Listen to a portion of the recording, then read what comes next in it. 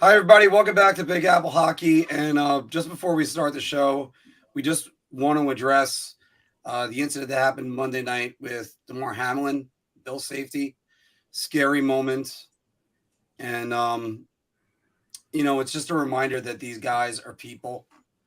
And we're just hoping he just makes a full recovery. Anthony, you were watching the game. Your thoughts? I mean, I'm a diehard Bills fan, but I think it doesn't matter who you root for, even if you're a big football fan. What we witnessed was really scary, and um, it's funny in the NFL. You watch games, and it's commonplace when a guy gets hurt. Usually, announcers like, "Oh, we'll take a brief timeout as the injured whatever player on the field." So you see it time and time again, and when they came back and they said they were still working on him at that point, I was still like, what, sure I'll be okay. And then when they went to commercial and came back the second time, you heard like how somber they were with their voices, and then you start to see, then you see the replay, you really see it, and you just see him lifelessly fall, and then you see this Bills players like crying and Josh Allen's face, and so when that was happening, I actually really there was a moment there where I was really scared, where like I legitimately thought they were going to come back and say that he passed. It was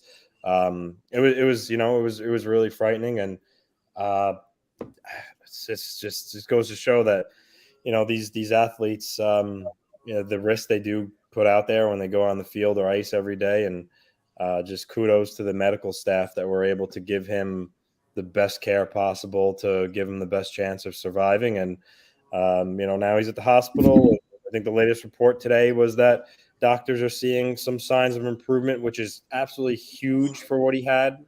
When you're without oxygen for 9 minutes, whatever the fear is, brain dead. So I would hope they're seeing some signs of brain activity, which would be a huge plus. But my prayers to him and his family, everybody involved. But I'll let you guys take it from here. But yeah, it was really scary, and I just pray that he can live a normal life. Forget about football. I mean, if he could play again, that's a huge plus. But just hopefully he can have a full life where he can enjoy it and not be handicapped in any way. Phil, your thoughts? This is just a terribly unfortunate situation. I mean, I look back to two different incidents that I've seen in my lifetime in regard to this, and I didn't watch the game. I wasn't home, but the first things I thought of were, one, the Chris Pronger incident, when in the '98 playoffs, where he took the slap shot to the chest. I believe it was a Steve Yzerman shot, if I'm correct. But he took a shot straight to the chest. And if you've ever seen the clip, he kind of he gets up a little bit, and then he just collapses right down, and he's taken out on a stretcher. And you just know it's bad. It's a condition, or it's a medical condition known as commotio cordis. Yeah. So basically, it's blunt force trauma to your chest, and it causes a cardiac event to happen. And just hope that he's all right. The other incident I thought of, which was even worse, which, I mean, as a Ranger fan, I can't help it. And Anthony, you actually informed me that it happened, was Alexis Lafreniere.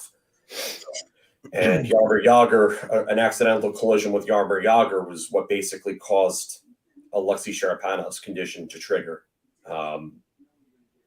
Obviously it's a little different with Sharapov, but you're thinking the worst, and you don't want to think the worst, but you're scared when you see something like this, and you don't know.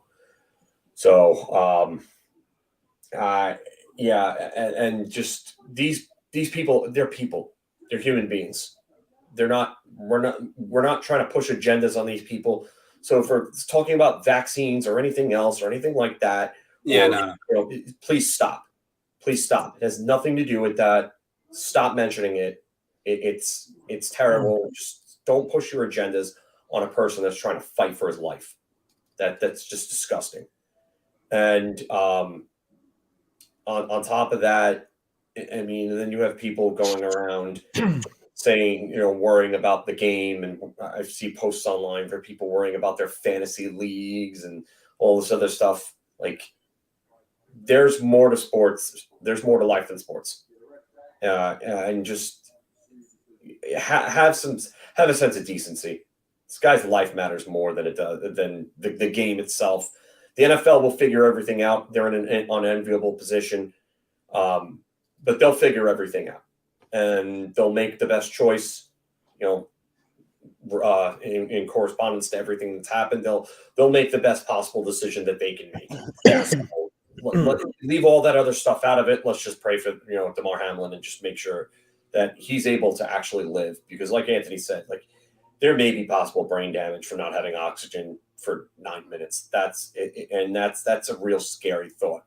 So if he's able to have a normal quality of life, that's a huge win. If he's able to come back and play football, even better. That would be one of the biggest feel-good stories we've ever seen in sports. So just pray for him and cut all the other crap out, please. And I'm glad you brought that up, Phil. And we are going to start the show in a moment, but it's just the easiest thing. The layup, as you've said a lot with my questions on Bar Talk, is the layup is cancel the game. Just cancel it. Not a single player wanted to go back out there. Not another. No, you can see it in there's no way. There's No way. And it doesn't matter what happens with. And just one more thing I want to add to that. Please keep T. Higgins in your thoughts too, because T. Higgins he's got to be beating himself up. Oh yeah, definitely. And there's nothing he did wrong. I saw Bart Scott say that he lowered his helmet. It was a clean shoulder to chest hit. He's done a million times before. It's done millions and millions of times before. And I mean, there has been reports that he's improved significantly today, which is just excellent news, especially after waiting so long for updates. But it's a routine hit. And there was nothing wrong with it. It wasn't helmet to chest. It was a shoulder to chest. And it's just a terribly unfortunate incident for this to happen. So just hope for the best for Damar Hamlin, and that's it. Yeah, and you know what? It's no matter how many millions of dollars or whatever, Bill's home field advantage or even Cincinnati, whatever, nothing compares to this man's life and this man's health. Nothing. There is no dollar amount on that.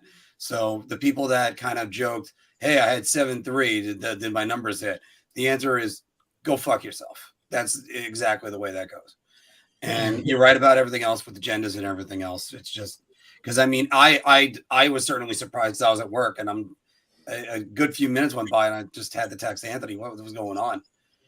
But all right, again, our thoughts and our hearts go out to him.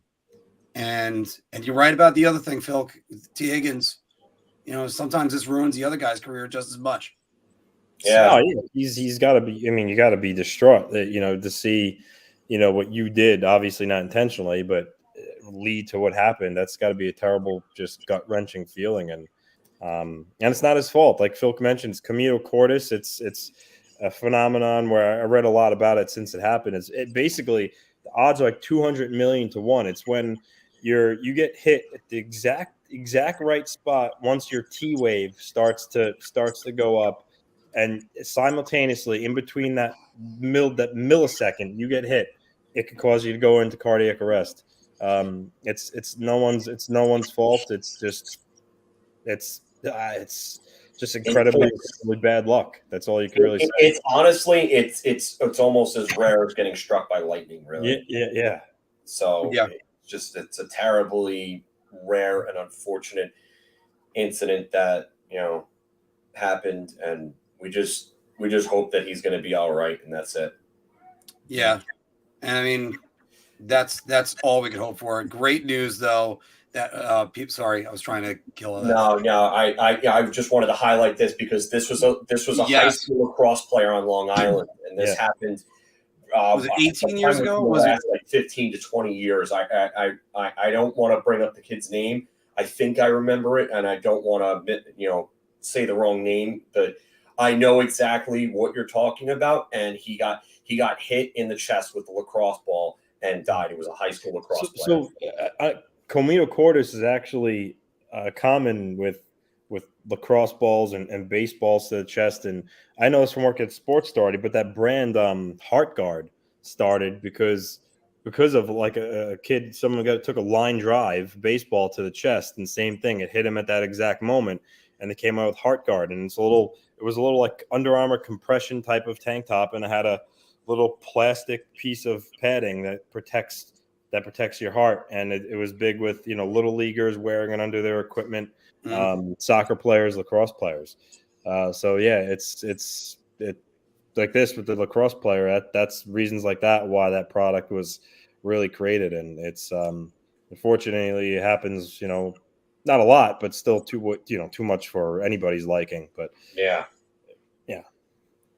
and I know we can probably go on talking about this for a while, but we're gonna go on with the show right now, and just again, our thoughts and prayers with Hamlin's family.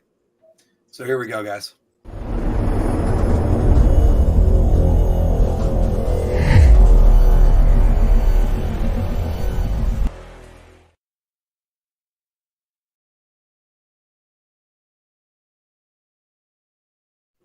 All right, it's a difficult juxtaposition, but we're going to do it anyway. Welcome back to Big Apple Hockey. It's rare that what we cover the most, the Rangers and the Islanders, they're our B block today.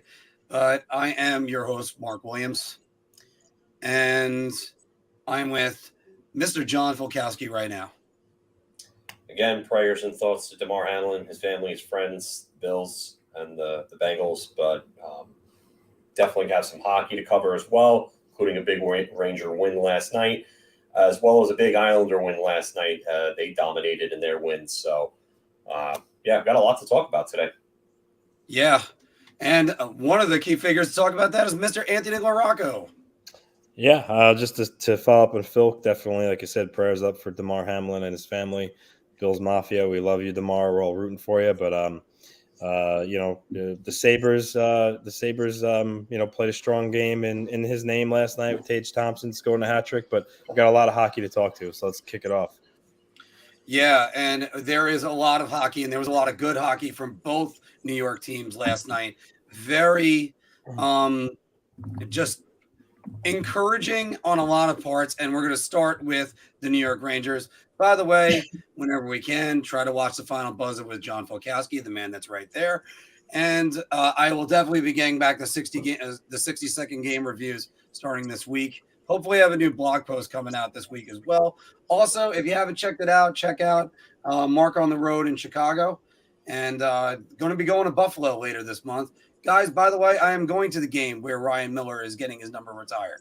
So that's awesome. Yeah, so that is going to be great. Hopefully you can come across him and refresh him that he came on with us.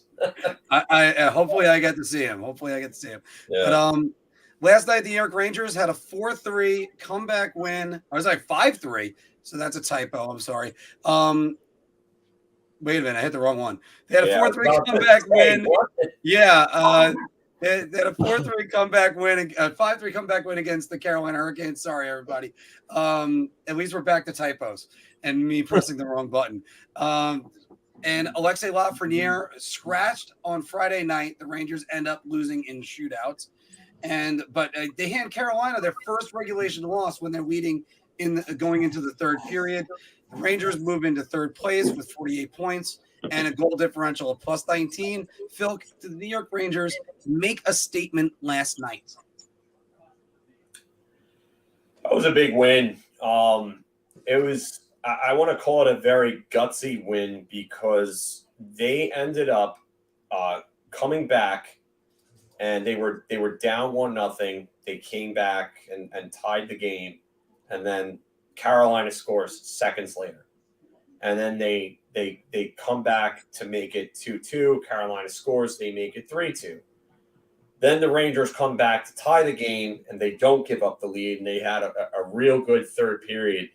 I don't know if I want to call it a statement win, but it was definitely a very good win to have because of the adversity they dealt with throughout that game.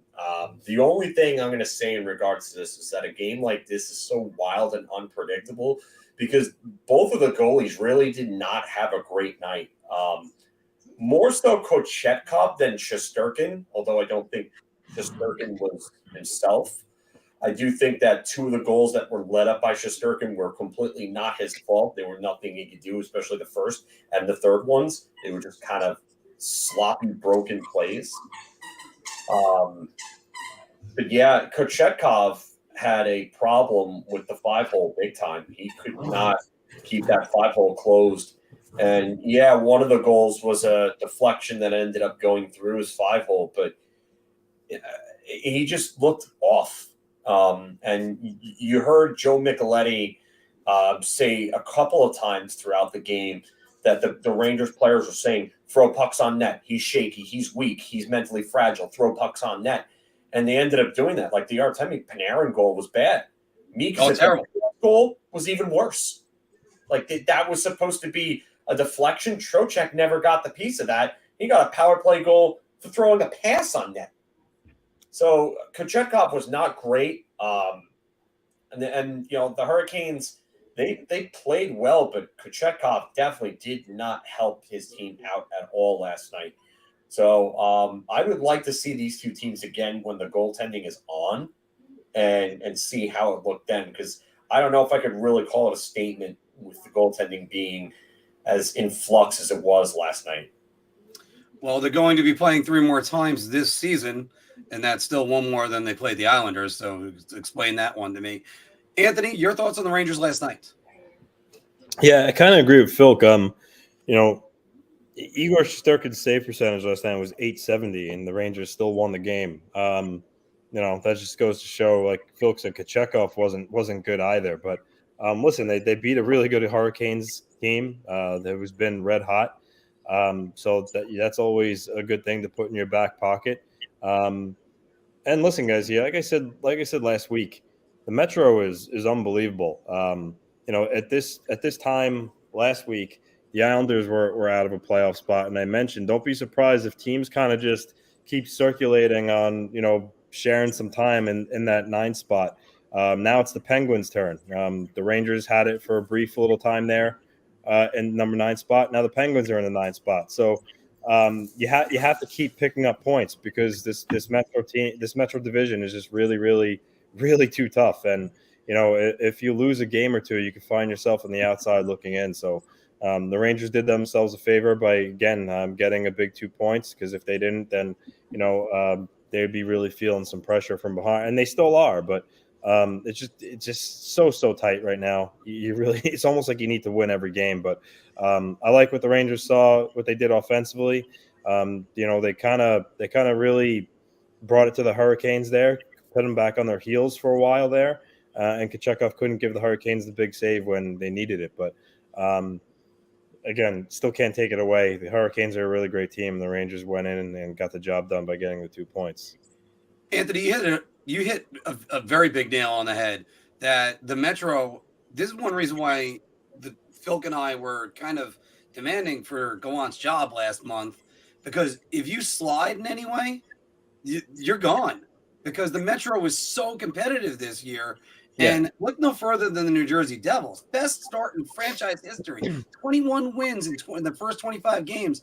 And they're on the verge of being kicked out of the playoffs. They're only, I believe, 6 points up on the Penguins right now. And with 49 points, yeah. Yeah. So, I mean, that's how competitive the Metro is. So it's Carolina putting themselves in a great position, obviously, with this 11-game win streak. There's going to be win streaks galore with everybody. I had the Penguins in their last 10 a minute ago. I think I have it in bar talk. I think the Penguins have lost the last 4 or 5 in a row, I'm pretty sure. Yeah, something like that. But don't look now, the Buffalo Sabres they're coming on hot. And we're going to talk more about the Buffalo Sabres in a moment as well. Well, actually about 20 minutes. And because we got a lot more to cover before we get to the Sabres and our bar talk topics. But yes, it's just that's why it's so important. Every point is crucial. This might be the most critical season for all the Metropolitan Division teams. And, you know, maybe you get like a Buffalo that could sneak in there. I still don't think the math works out. But Phil, I gave my 10-minute rant on it on Friday. What were your thoughts on the Alexis Lafreniere scratch? All right. So I feel like we've gone over this just in other situations with other players, like almost ad nauseum to this point. But I'll try to rehash this and keep this pretty short and not bore everybody to death. One, Alexis Lafreniere is not free of blame. We're not going to absolve him of blame. He has to be better. He has to be consistent. He's learning how to be a pro, and that's a big part of it. We're seeing that with Capo Caco right now. What have you guys noticed about Capo Caco lately? Much more confident. He's just his overall points aren't where he'd probably like him to be yet, but he's playing well.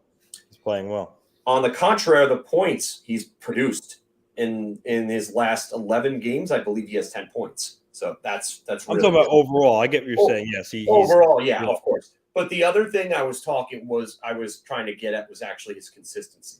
The consistency in his game is just every night he's going out there. You can see the intention in his game.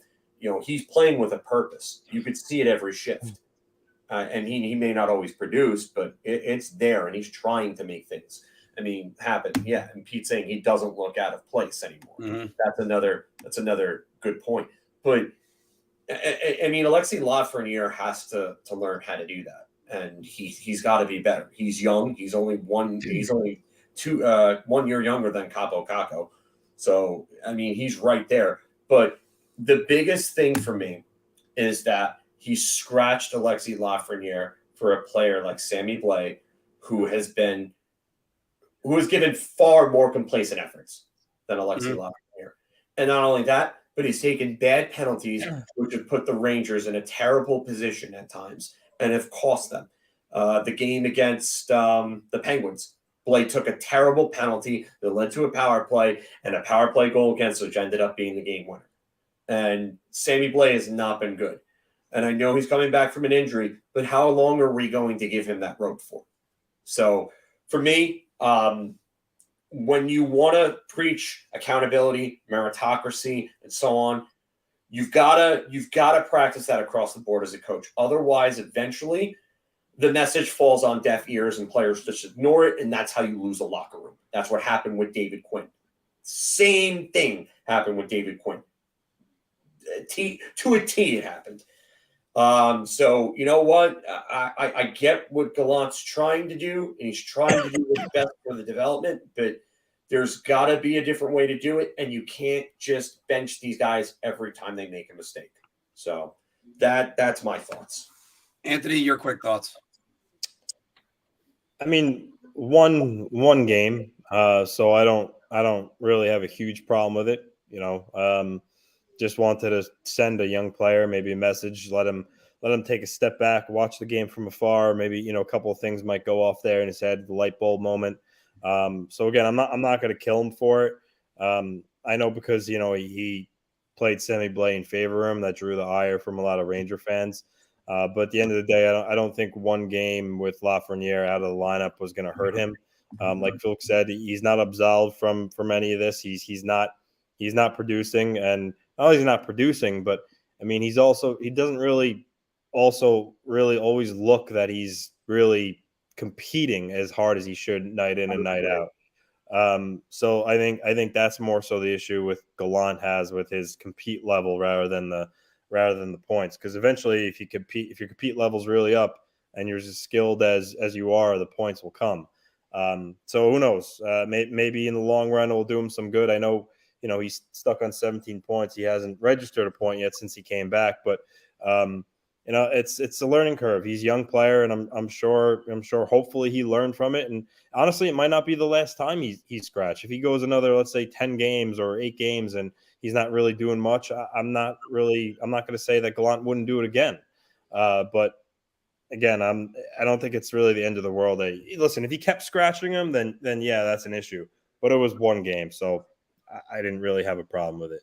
Yeah, I still don't find really much use of it, but hopefully the communication was there. I love the way the locker room handled it. They gave him the Broadway hat the other night. And you know what? And yeah, he's got things he's got to work on. And you look at a guy that's now breaking out this season, Marty Natchez. He wasn't a number 1 overall draft pick, but he's breaking out. Vitaly Kravtsov seems like he's coming along. He's suddenly playing a lot better. So it's not exactly the end of the world, but the pending restricted free agency is something also that's a concerning thing that's coming up soon.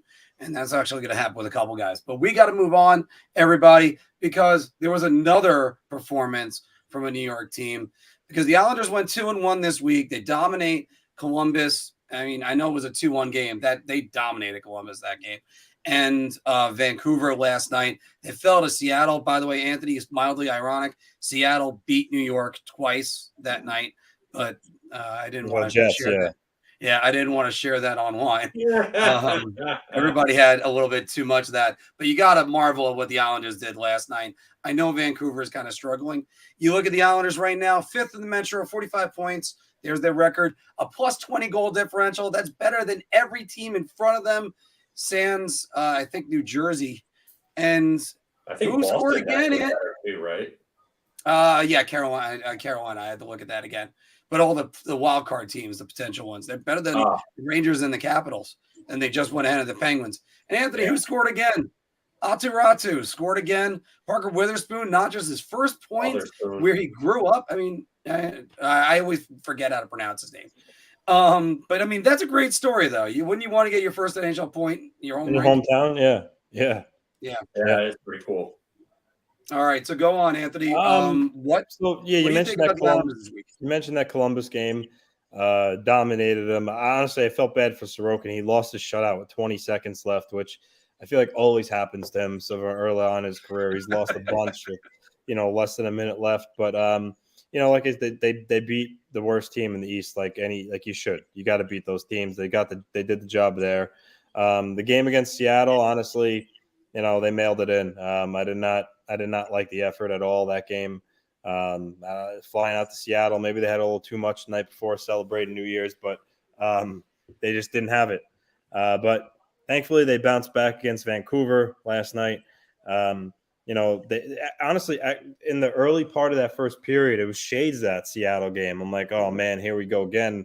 I don't know what's with them right now, but they after the first period, they just took it to Vancouver, and they just once they got the first goal, they smelled blood, and then from there it was pretty much over. You mentioned Aatu Ratu got his second goal. Not really playing much at all, though. He's playing on the fourth line with Martin and Johnston right now. But he got him started. Pajot adds a power play goal. Barzal got his 10th, which, by the way, Barzal's 10th goal. Early in the season, you're wondering if the guy was even going to reach that number. Now, he might even, score 20 this year. So he's turned it around with putting the puck in the net. Cizikas adds another. Pajot adds a second empty net goal. But overall, so far these last 3 games, with the exception of the Seattle game, that was a little bit of a stinker. They're chugging along with some guys like Parker Witherspoon still in the lineup, Hudson Fasching, Ross Johnson's playing, unfortunately, but hopefully Clutterbuck and Palmieri, hopefully Clutterbuck and Palmieri should be back soon, and that will definitely help there. We'll see if Ratu sticks around. I don't know if he will. I think when they're fully healthy, he'll probably go back to Bridgeport, which is fine. Don't really have an issue with that. At least he got a cup of tea. Got to look at him, see what he can do. But now they got back-to-back tomorrow and Friday against the Oilers and the Flames. So those will be challenging games. Anytime you go out west to play those two teams, regardless of how they're doing in the standings, those games can really honestly go either way.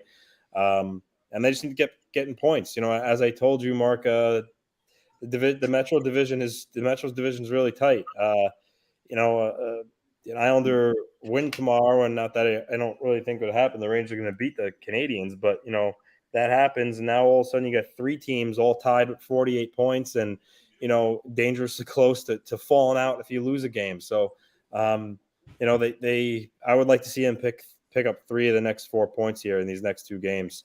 And keep it going and keep moving up, because you want to start to give some separation between the teams that are below you. I know the Penguins aren't going to go away, but you want not to have to worry about the Red Wings and the Sabres and all those teams. So just got to keep getting points, get healthy, and go from there.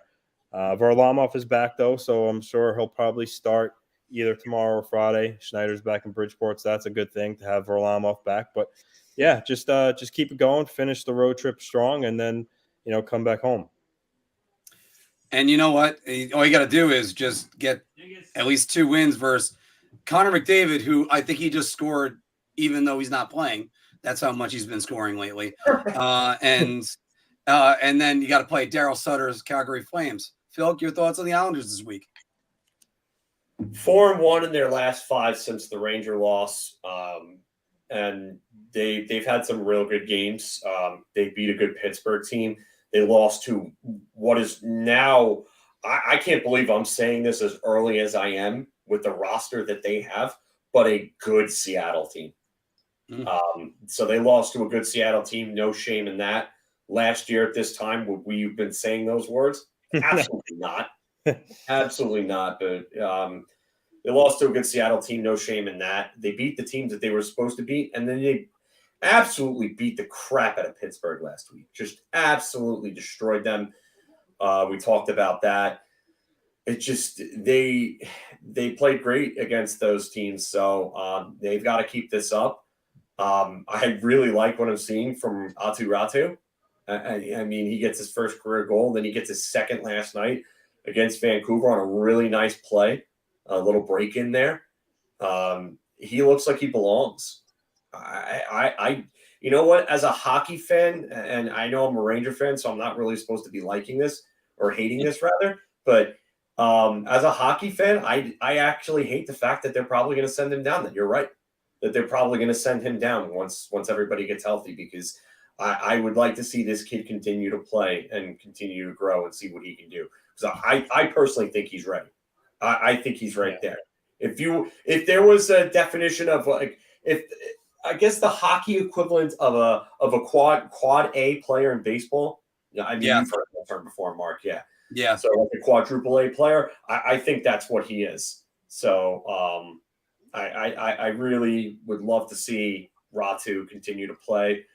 The Islanders continue to get production up and down their lineup. And is hell freezing over, or did Matt Barzal decide that he was going to start shooting pucks? Yeah, he did. I mean, I've talked about his shot in the past and his tendencies, but I mean, if you do that, you're going to continue to be around a point per game player, and then, there you go. So you need your best guys to be your best guys. The Islanders' most important guy is out right now. So Connor McJesus and Leon Draisaitl tomorrow night, that's going to be a tough test with not having Adam Pelech. So we'll see how that goes. Yeah, and that's one thing about them. I have to applaud the Islanders' depth in their organization right now. Hudson Fasching, I believe, had 17 minutes last night of was it Fasching or was it Witherspoon? Or Witherspoon that had 17 minutes. One of those guys. Their depth has been great, Anthony. That's what I was trying to get to. That my numbers were off for a minute. Sorry, guys. Yeah. I mean, go ahead. I mean, Witherspoon has, he's one of those guys, to be honest with you. I didn't really know, much about him. I know I think he played 290 something career AHL games before he finally got his shot with the Islanders. But honestly, he looks like a guy that, might be able to be a pretty good defensive for him going forward. He skates really well. He defends well. And for a defenseman, if you could skate well and keep up with, fast forwards and move the puck, you have a good chance of being a defenseman at the NHL level. And, who knows, what he can turn into, but I like what he's done so far. And it's important because Adam Pelech, as Phil mentioned, being out is not good. And, what's even more worrisome is he's been out a while now and there hasn't been any word on him resuming skating. So I don't, concussions can be a scary thing. So, he really stepped up and has helped them at least, keep the ship afloat while Pelech is out. And Because, if you look at the right side of their defense, it's strong. Pollock, Dobson, and Mayfield. You look at the left side of their defense, it's Romanov, Witherspoon, Aho, and you'd be like, that could be really troublesome. But Witherspoon has made that not as scary as he thought it would be. So, but you're right, Mark. He's played well. Hudson Fasching has played really well. He's earned the coach's trust. He's a big body that's actually chipped in here and there, and that's all you can ask for. Unsung hero of the season, is it Parker Witherspoon? I mean, if he keeps playing this way, yeah, he's been. I would say so. I would say so. For him to come in there and, like you said, play almost 300 games at the AHL level, and not really stick in the NHL, and then to come in and play as well as he has, and he's playing close to 20 minutes a game almost at this point. I mean, for him to kind of take on that workload this early into his NHL career, even though he's experienced in the pro game itself, it's pretty impressive. And you know what? I had the thought, then I just lost it. But again, they've been doing so great with their depth. Everything that they've been doing, they haven't been missing the injured players. And then when you get those other players back, that's only going to help matters even more. Probably going to remember everything in a moment that I was just thinking about, but that's going to be all right. Ed. No. You're not trading Scott Mayfield. Wicked. I mean, there's they have a good as chance of making the playoffs right now as the Capitals, the Rangers, or the Penguins. There's no need to trade Scott Mayfield right now. That would be signaling that you're giving up. And what kind of message would that send? Would that send in the room? I understand from the point of asset management, he's a free agent. They may not be able to keep him, but I mean, no, they would have to get an offer they can't refuse. They're 3 points out of second in the division. If anything, Lou's going to buy at the deadline. He's not trading Scott Mayfield. It's not happening. They would have to get an offer that's so stupid that it's not worth making for the other. Yeah. And even then, I don't know if I would be able to do that as a general manager to give up on one of my better defensemen and basically signal that to the locker room that, hey, I don't believe in you guys. That's what that says when you go and trade a player like that when you're trying to get into the playoffs. So that's a real bad message to send. And if anything, Lou manages his assets better than most GMs in the league. All right, guys, let's go around the NHL and do some bar talk. Shot. This is the easiest I've ever to answer. I'm going to say beer. I can't even begin to describe. I'm actually going to go crazy. I'm going to buy everybody around on this one. I still love it that Anthony called me a hacker in the middle of that sentence. All right, guys, welcome back to Big Apple Hockey's Bar Talk, where we're gauging our confidence on NHL topics based on our choice to drink. Are you so confident you're going to buy everybody around? Oh, dear God, I'm not confident. I need a shot. Or, I'll just have a beer. So. Play along down in the comments below. And we're going to start with a guy who might be on the trade block, guys. Ryan O'Reilly this season, 10 goals, 6 assists, 16 points. By the way, lowest plus minus in the NHL for a guy who won the Selke before, minus 28. And he's currently out for, I think is it 6 weeks he's out right now, I heard? Yes, it's about 6 weeks. The Rangers should acquire Ryan O'Reilly at the deadline, Mr. John Folkowski. You know what? At first, I wanted to say shot just because what would you do with another center? But I would easily move somebody over to the wing for this guy. And they would have to retain on this. But Ryan O'Reilly would make the Rangers a real dangerous team to play against come playoff time, because that would give them another established two-way center, a guy that can win faceoffs, a guy that's got Stanley Cup and Conn Smythe pedigree. I just don't know if they should be giving up the assets for a guy like that, because it's a piece that puts you over the top. So I'm going to say beer here. Just because I just don't know if they're in the position to really try to pull that off. I think what they think they should do is probably more akin to what they did last year's deadline. Anthony. I was going to say shot too, but I think he convinced me to change to beer just because Ryan O'Reilly is, your prototypical playoff player. Face-offs, grit, leadership, can chip in offensively, but he is a center. I think the Rangers would be better suited on getting a scoring wing. His also injured teammate in St. Louis, Vladimir Tarasenko, could be a fit, as he's a winger and he's a sniper. I think that maybe fits a little better than getting another center. So for that reason, I'll go with the beer. I'm actually going to go with beer as well. I wanted to say buying everybody around, but I'm going to go with beer. The reason why, also, we got to admit, Filipino's contract is coming up. What is Filipino's future with the New York Rangers? That's another thing that goes into it. Ryan O'Reilly would give Ryan O'Reilly wouldn't help address that, though. No, he wouldn't help address that, but he would address it for this season.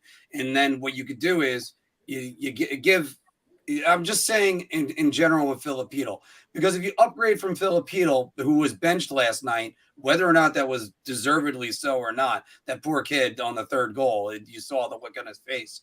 But the question also is that going to make the Rangers a legitimate cup contender? It could. If they upgrade to get another defensive center, maybe that could happen.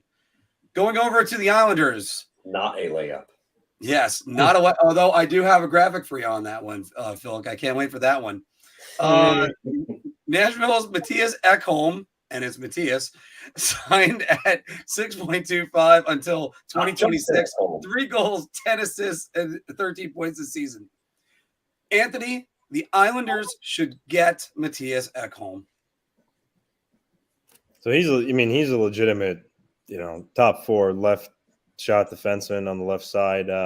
He's left over. Adam Pelech is going to be out a really long time. I mean, he would help, but a lot. But I'm going to answer this question the same way, when we pose about Jacob Chicken, another left-handed defenseman who's available.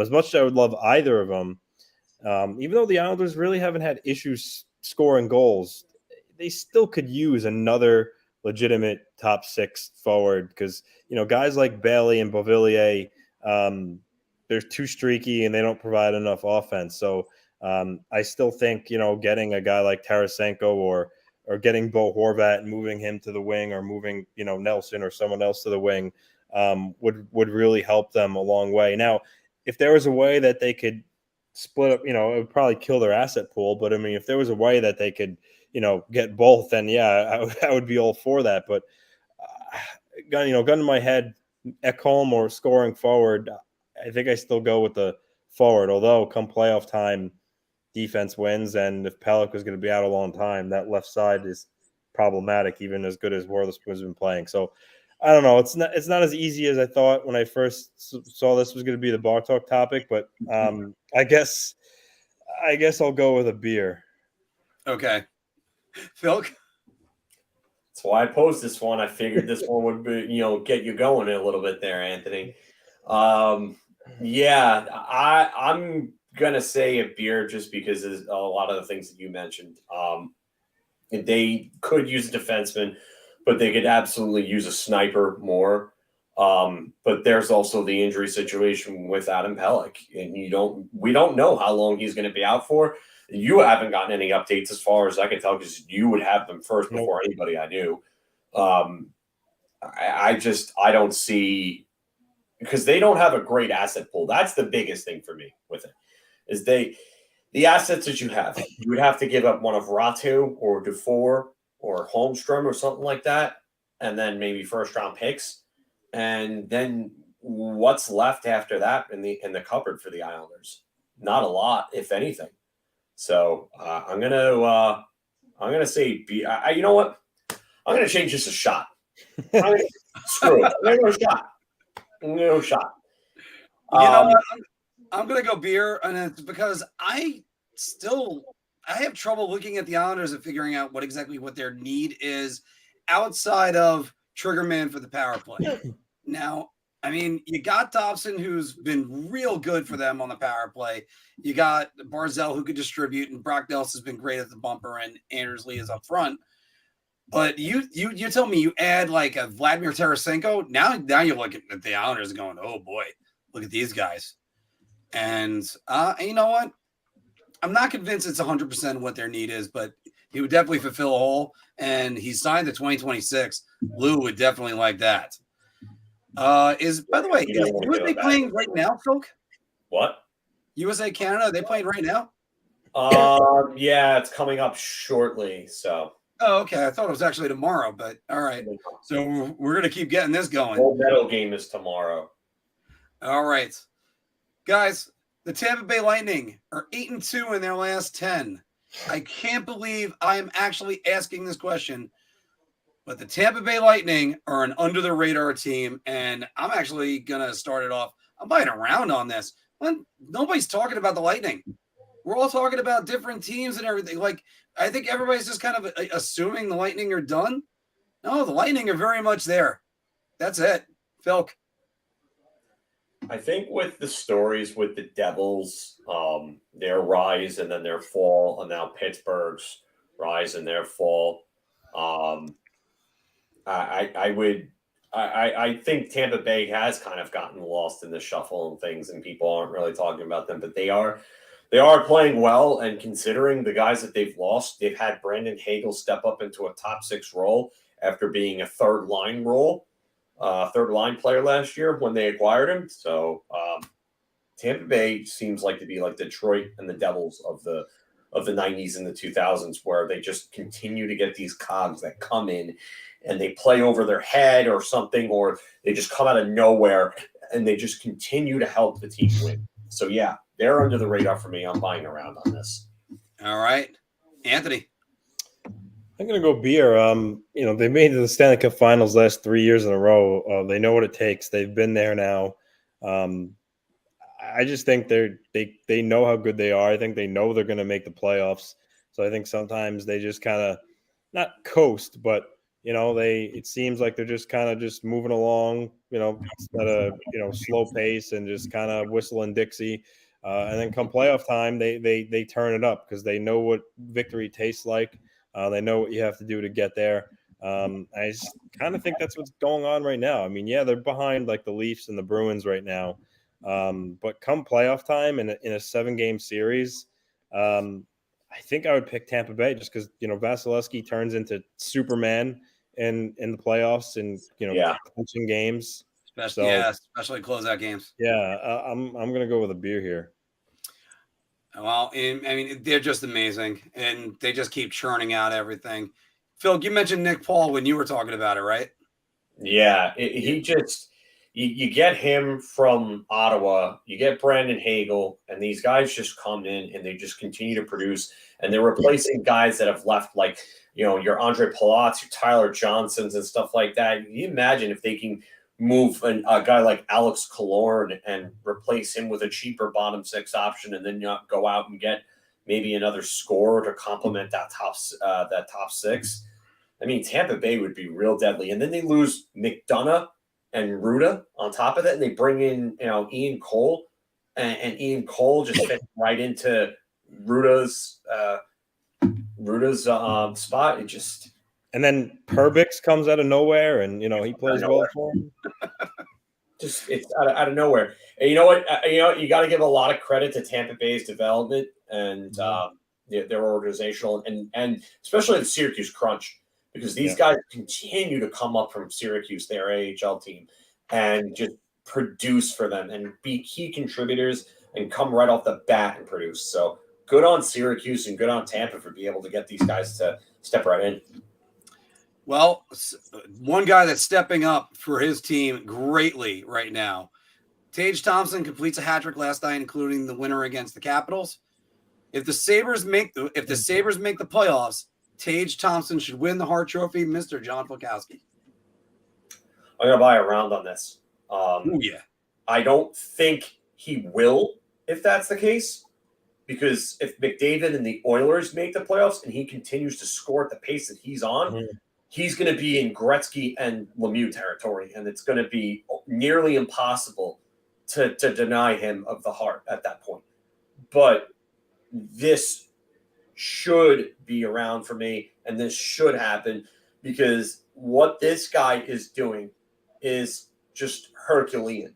It's just, he's literally carrying that team on his back. So I've got to buy around on this. Anthony. I'm buying around too. The guy is following up a fantastic year this year with a even more incredible year so far this year. He's been, I mean, forget about being Buffalo's best player. If it weren't for Connor McDavid right now, I would say Tage Thompson has been the best forward in the NHL, and it would be hard to argue that. The goals are there, the points are there. For someone so big, the way he skates and creates out there, it's really astonishing. So good on the Sabre fans. They finally can use because Eichel didn't work out to what they envisioned when they drafted him. Tage Thompson is bringing them out of their seats. So good on them. So, yeah, like Phil mentioned, if the Sabres make the playoffs, I think McDavid would still win it. If the Oilers made it, just because the year he's having, it's absolutely incredible. Also, with that said, it's going to be hard for the Sabres to make the playoffs. They're 4 points behind Pittsburgh, 6 behind the Islanders, 8 behind the Rangers. And I still, as good as Thompson is, I still take the Penguins, Rangers, and Islanders over Buffalo, every day of the week and twice on Sunday. So it'll be difficult, but they're knocking on the door, which is, progress for Sabre fans. That's what you want to see. I'm going to remove the words if the Sabres make the playoffs. Right now, he's my MVP because you could say whatever you will about Connor McDavid. By the way, Connor McDavid, we've said this in our preview, the guy is automatically nominated for the Hart every single year. But I can't help but look at McDavid and say, well, the guy that's right behind you and scoring in the NHL is on your team. So you can't exactly be the most – and neither one of these guys are in the playoffs, but Tage Thompson's got far less talent than Connor McDavid has. I mean – you don't have no Leon Draisaitl with him. Yeah, it does. Leon Draisaitl ain't nowhere to be found. Hey, come on. It's not even close. All right, let's go to the West Coast, guys, and let's go to the LA Kings, second place. One thing before you say anything else, but okay. Does Tage Thompson not remind you of like peak Randy Moss about how much of like a matchup nightmare he is in terms of size and skill and everything? Yeah. Yeah, it's got to be that. And the best part about it is, Phil, I think he's their matchup center too. So You're not getting around it. Like he's not only scoring at this clip, but he's also shutting down your top line. It's just ridiculous. So yes, the LA Kings, second place in the Pacific, 4 points out of first place behind Vegas. But I got to say, guys, the Kings are no threat to the Vegas Golden Knights. Anthony. I'm going to say shot. I know they're a -5 goal differential, which is weird for a team where they are in the standings.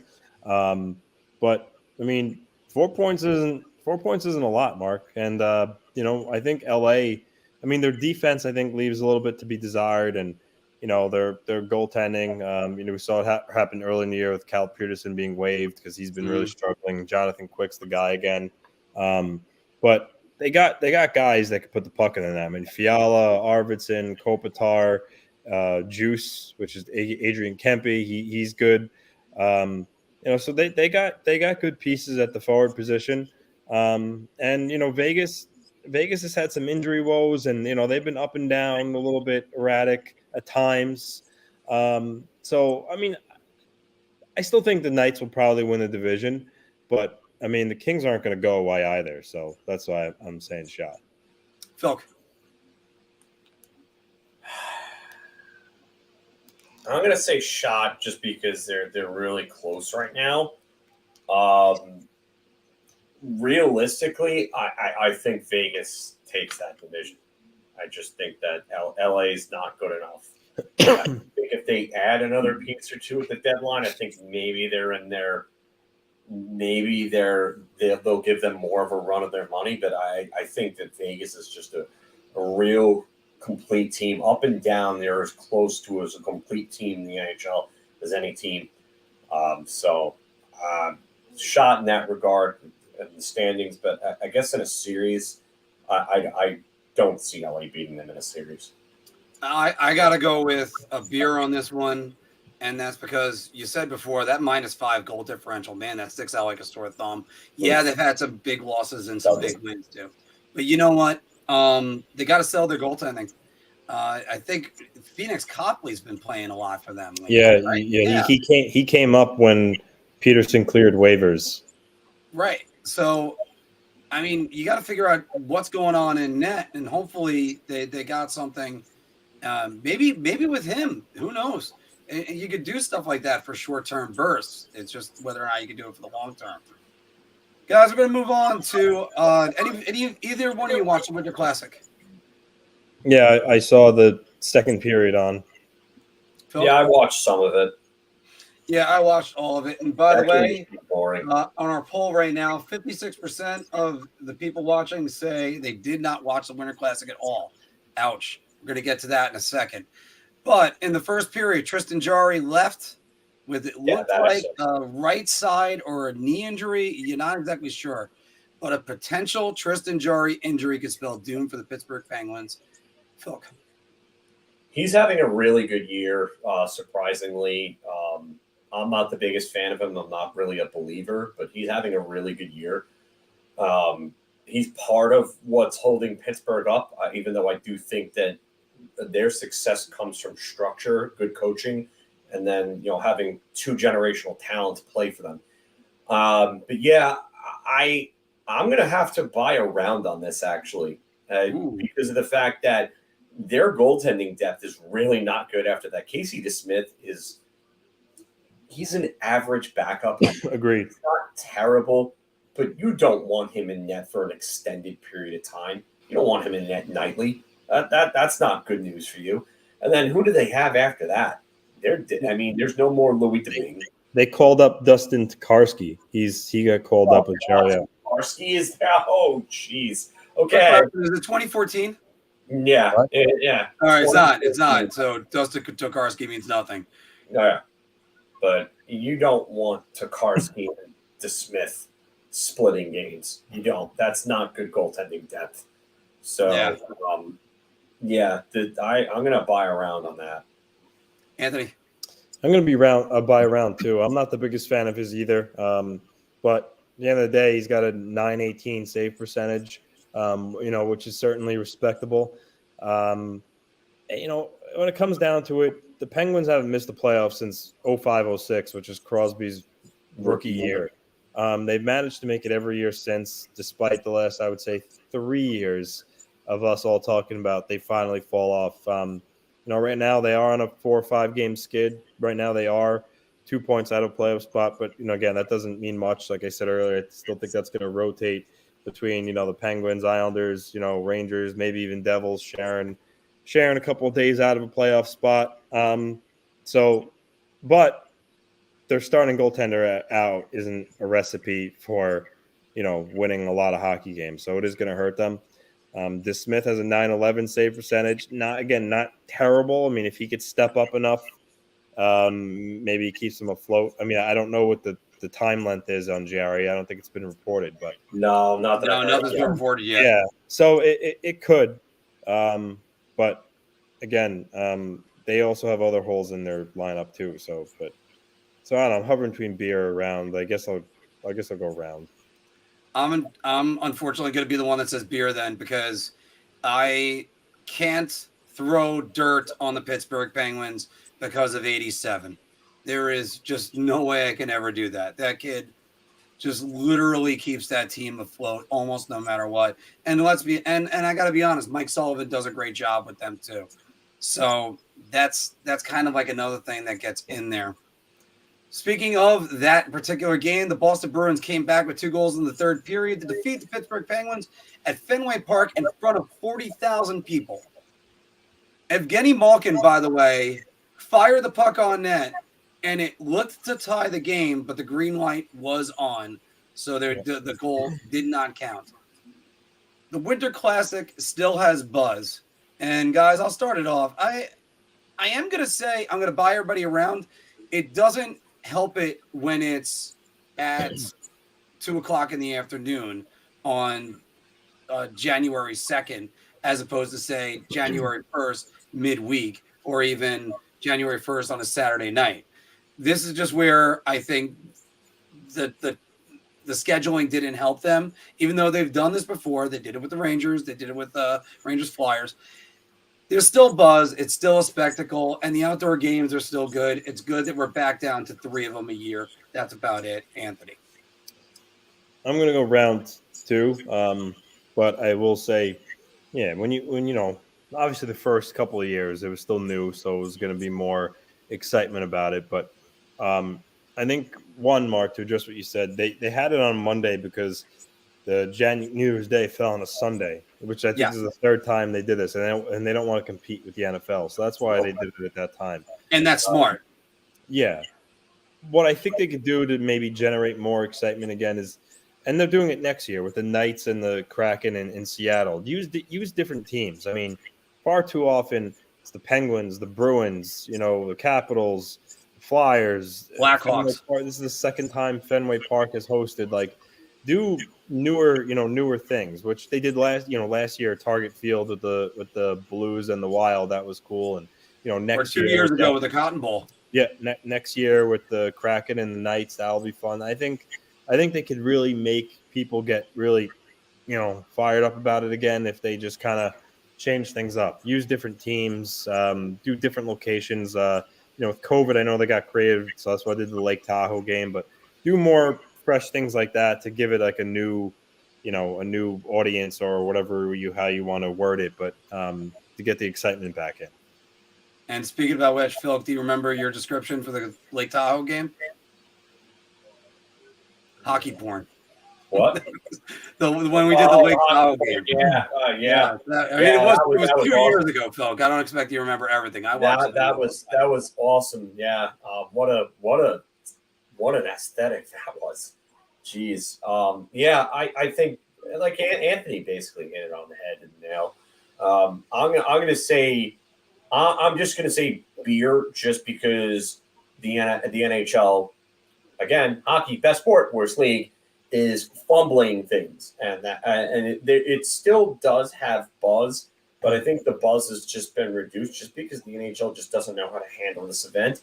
And I think the kind of the stadium series is kind of, I don't know, maybe kind of stepped on its toes a little bit, if you will. Yeah, I do agree with that a little bit. So when you have a Winter Classic game and it's a standalone, and I just had this discussion on Twitter with somebody about this, now how there's differences between the two, even though it's the same thing in concept.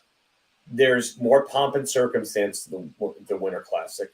There's more of a buzz to it, and it's a standalone as opposed to, the Stadium Series where the Rangers had played 2 games in 3 nights against 2 different teams. One of them during the day, which I went to, and the other one against the Islanders, and which I went to.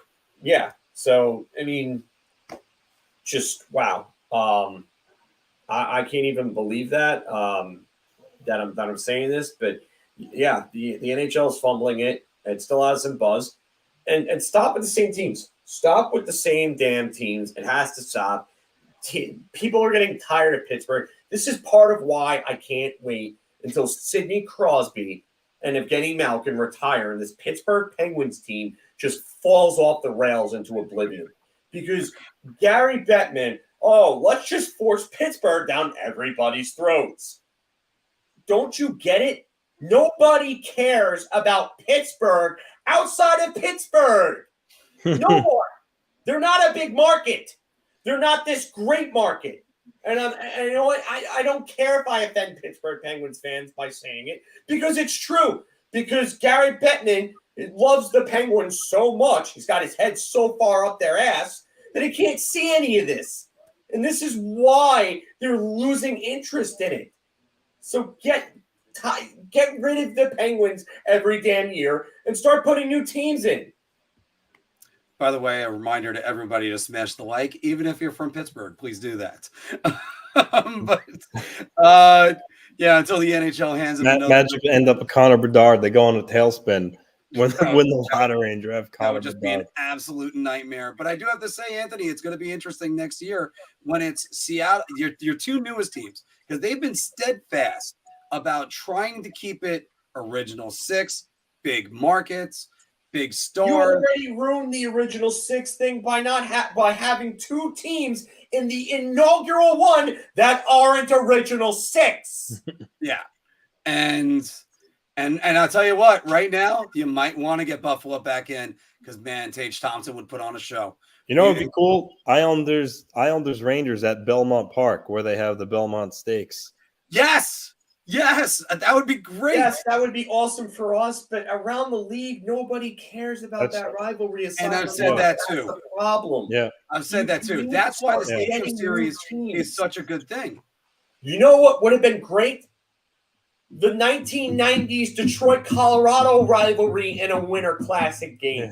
Yeah. That would have exploded for the NHL. And they've had their own Stadium Series as well. So yeah, there's a lot of them that have to go in there. And by the way, as you mentioned, Connor Bedard, Anthony, he notched his 32nd point and his most ever at the World Juniors tournament, which they're counting the canceled tournament from last year. Doesn't really make any sense to me, but we're going to throw this one out there. Connor Bedard is the best player in the World Juniors history. I'll start with you, Anthony. Well, obviously we all know that he broke Lindros's record. And Lindros tweeted don't just break it, smash it. Did you see the goal he scored? What was it, yesterday? Where he had the puck at the blue all line. 5 guys and score on the back end. Yeah. The kid is absolutely filthy. Whoever gets him is going to be, through the moon with excitement and, probably hopefully drive up ticket sales in that city. But best player in World Juniors history. I mean, man, there's Lindros set the record, McDavid had a lot of success there. So it's, Gretzky, I don't know. It's hard to say round with some of those names, but all I'll just say is that he's shaping up to be a generational talent, like everyone had said for the last, 2 or 3 years they've been talking about him. He's filthy. Yeah. And so what was it? It was beer? I didn't. Yeah, sure. Do beer. Yeah. Okay. Phil. I'm going to say shot. And I know it sounds crazy to say shot in this when Bedard is going and doing what he's doing, but if you went back and you watched Peter Forsberg at the World Juniors, and you would understand why I'm saying shot. Peter Forsberg dominated that tournament in a way that we will never see people dominate that tournament other than maybe Bedard. Bedard's close, but I've still got to give the edge to Forsberg because of what he was doing. Him and Naslund absolutely tore that tournament apart. I mean, the 3 Soviet, I would call them Soviet kings, the Mogilny, Bure, and Fedorov together were just absolutely nuts. And then there's obviously Forsberg and Naslund. I have to say shot, but holy shit, is he just something to watch, man. You know what, folks? You actually downgraded my answer. I was actually going to go beer because obviously you have Lindros, you have Gretzky, you have Crosby, McDavid, all these other guys. Let's not forget, Carey Price had an obscene save percentage the year that Canada. That shootout in the gold medal game against USA in 2007, just unreal too. And there's lots of other guys that had their shining moments of the World Juniors. Casey Middlestat comes to mind. Spencer Knight was another one. There's lots of guys that had this, but the one thing I have to sell on this is, where's Russia? One of the world hockey powers. They're not in this tournament, so that's why it's sort of how would they have been? How would Michkov? I would have loved to have seen Matvei Michkov and what he would have done on this stage too. Right, we're robbed. We're robbed from seeing that right now because we're just robbed. That's all I'm going to say with that. So it would be, and wherever Connor Bedard goes, I know we were talking about it today with the Jacob Verana wavering thing, and I was like, well, why wouldn't Arizona possibly go get him? Because the Arizona Coyotes try to get as many points as you can. You're not winning the lottery anyway.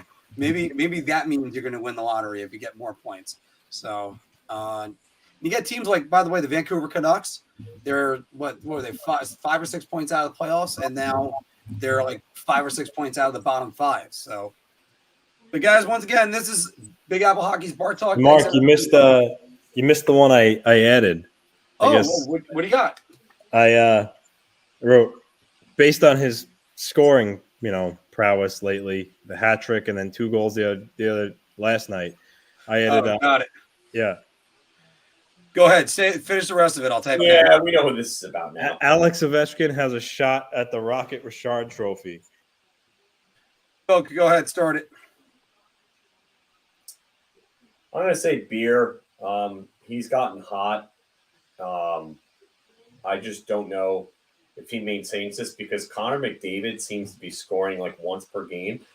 And he's kind of in like, I would say, and I can't believe I'm saying these words with him, his production, but Connor McDavid is kind of like cool at a cool down point right now. And he's going to get back up and he's just going to start scoring again. And I'm going to say shot just because I think McDavid's just going to go off again. Anthony, I'll let you go last. So that way, because since this is your question, which by the way, it's weird. I didn't even see that until literally you just said that and you put it in at 3:43. I'm going to say Beer. And the reason why I could say that is hell hath no fury like an Ovechkin motivated. Like this guy, when he just goes off, he goes off. And I think he's still a little bit behind McDavid. I mean, he's five goals behind McDavid. Yeah. But this guy, I mean, he is unparalleled with any goal scorer ever. I'd still put Gretzky right now as number 1 because when he was in his prime, man, that guy just found the net all the time. But I mean, Ovechkin, and you know what? He might get 1,000. He literally might, because once his legs go, he can find the open spot, bang, put it in the back of the net. Nobody one times it like him. Nobody, I think, in history. So yeah, Ovechkin could be it. I'm gonna go Beer. He's 5 behind McDavid. The one thing you got to remember on his chase to Gretzky, and you see it a lot when the Capitals are up a goal or 2 goals, the other team has the goalie pulled. He's on the ice a lot, so I think he's going to get his fair share of empty net goals, and he's also going to just keep ripping like goalies too, as we saw last night in the game against Montreal. 5 goals isn't a lot. I know McDavid could score at will too when he gets hot, but Ovechkin's a guy that he can go out next game and score another 2 or even get another hat trick. So, I still think this is the year McDavid finally captures the Maurice Richard, but I can't count out Ovechkin this year.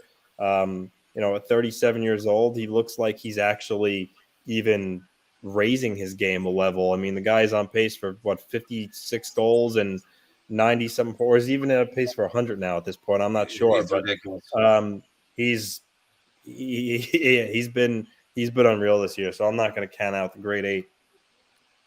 But also, by the way, keep this in mind: nobody shoots the puck as much as Ovechkin. Like Kobe Bryant shoots more than him. That's about it. So, and by the way, Phil, this was your easy button that I have for you now. So you got that ready to go. All right, everybody. Once again, thanks for joining us at the Big Apple Hockey Bar Talk, where we're gauging our confidence on NHL topics based on our choice of drink. So we're gonna go to news and notes right now. I'm actually going to head out on this one. I have some things I got to do tonight. So great talking with you all. I will see you guys next week. Let's go Rangers and let's go Team USA. Yeah, absolutely. Let's go Team USA. 2-0 right now. So who? USA. Oh, nice. Who scored? Do you know? Logan Cooley scored the first one. The second one I didn't see. I actually turned the TV off. So.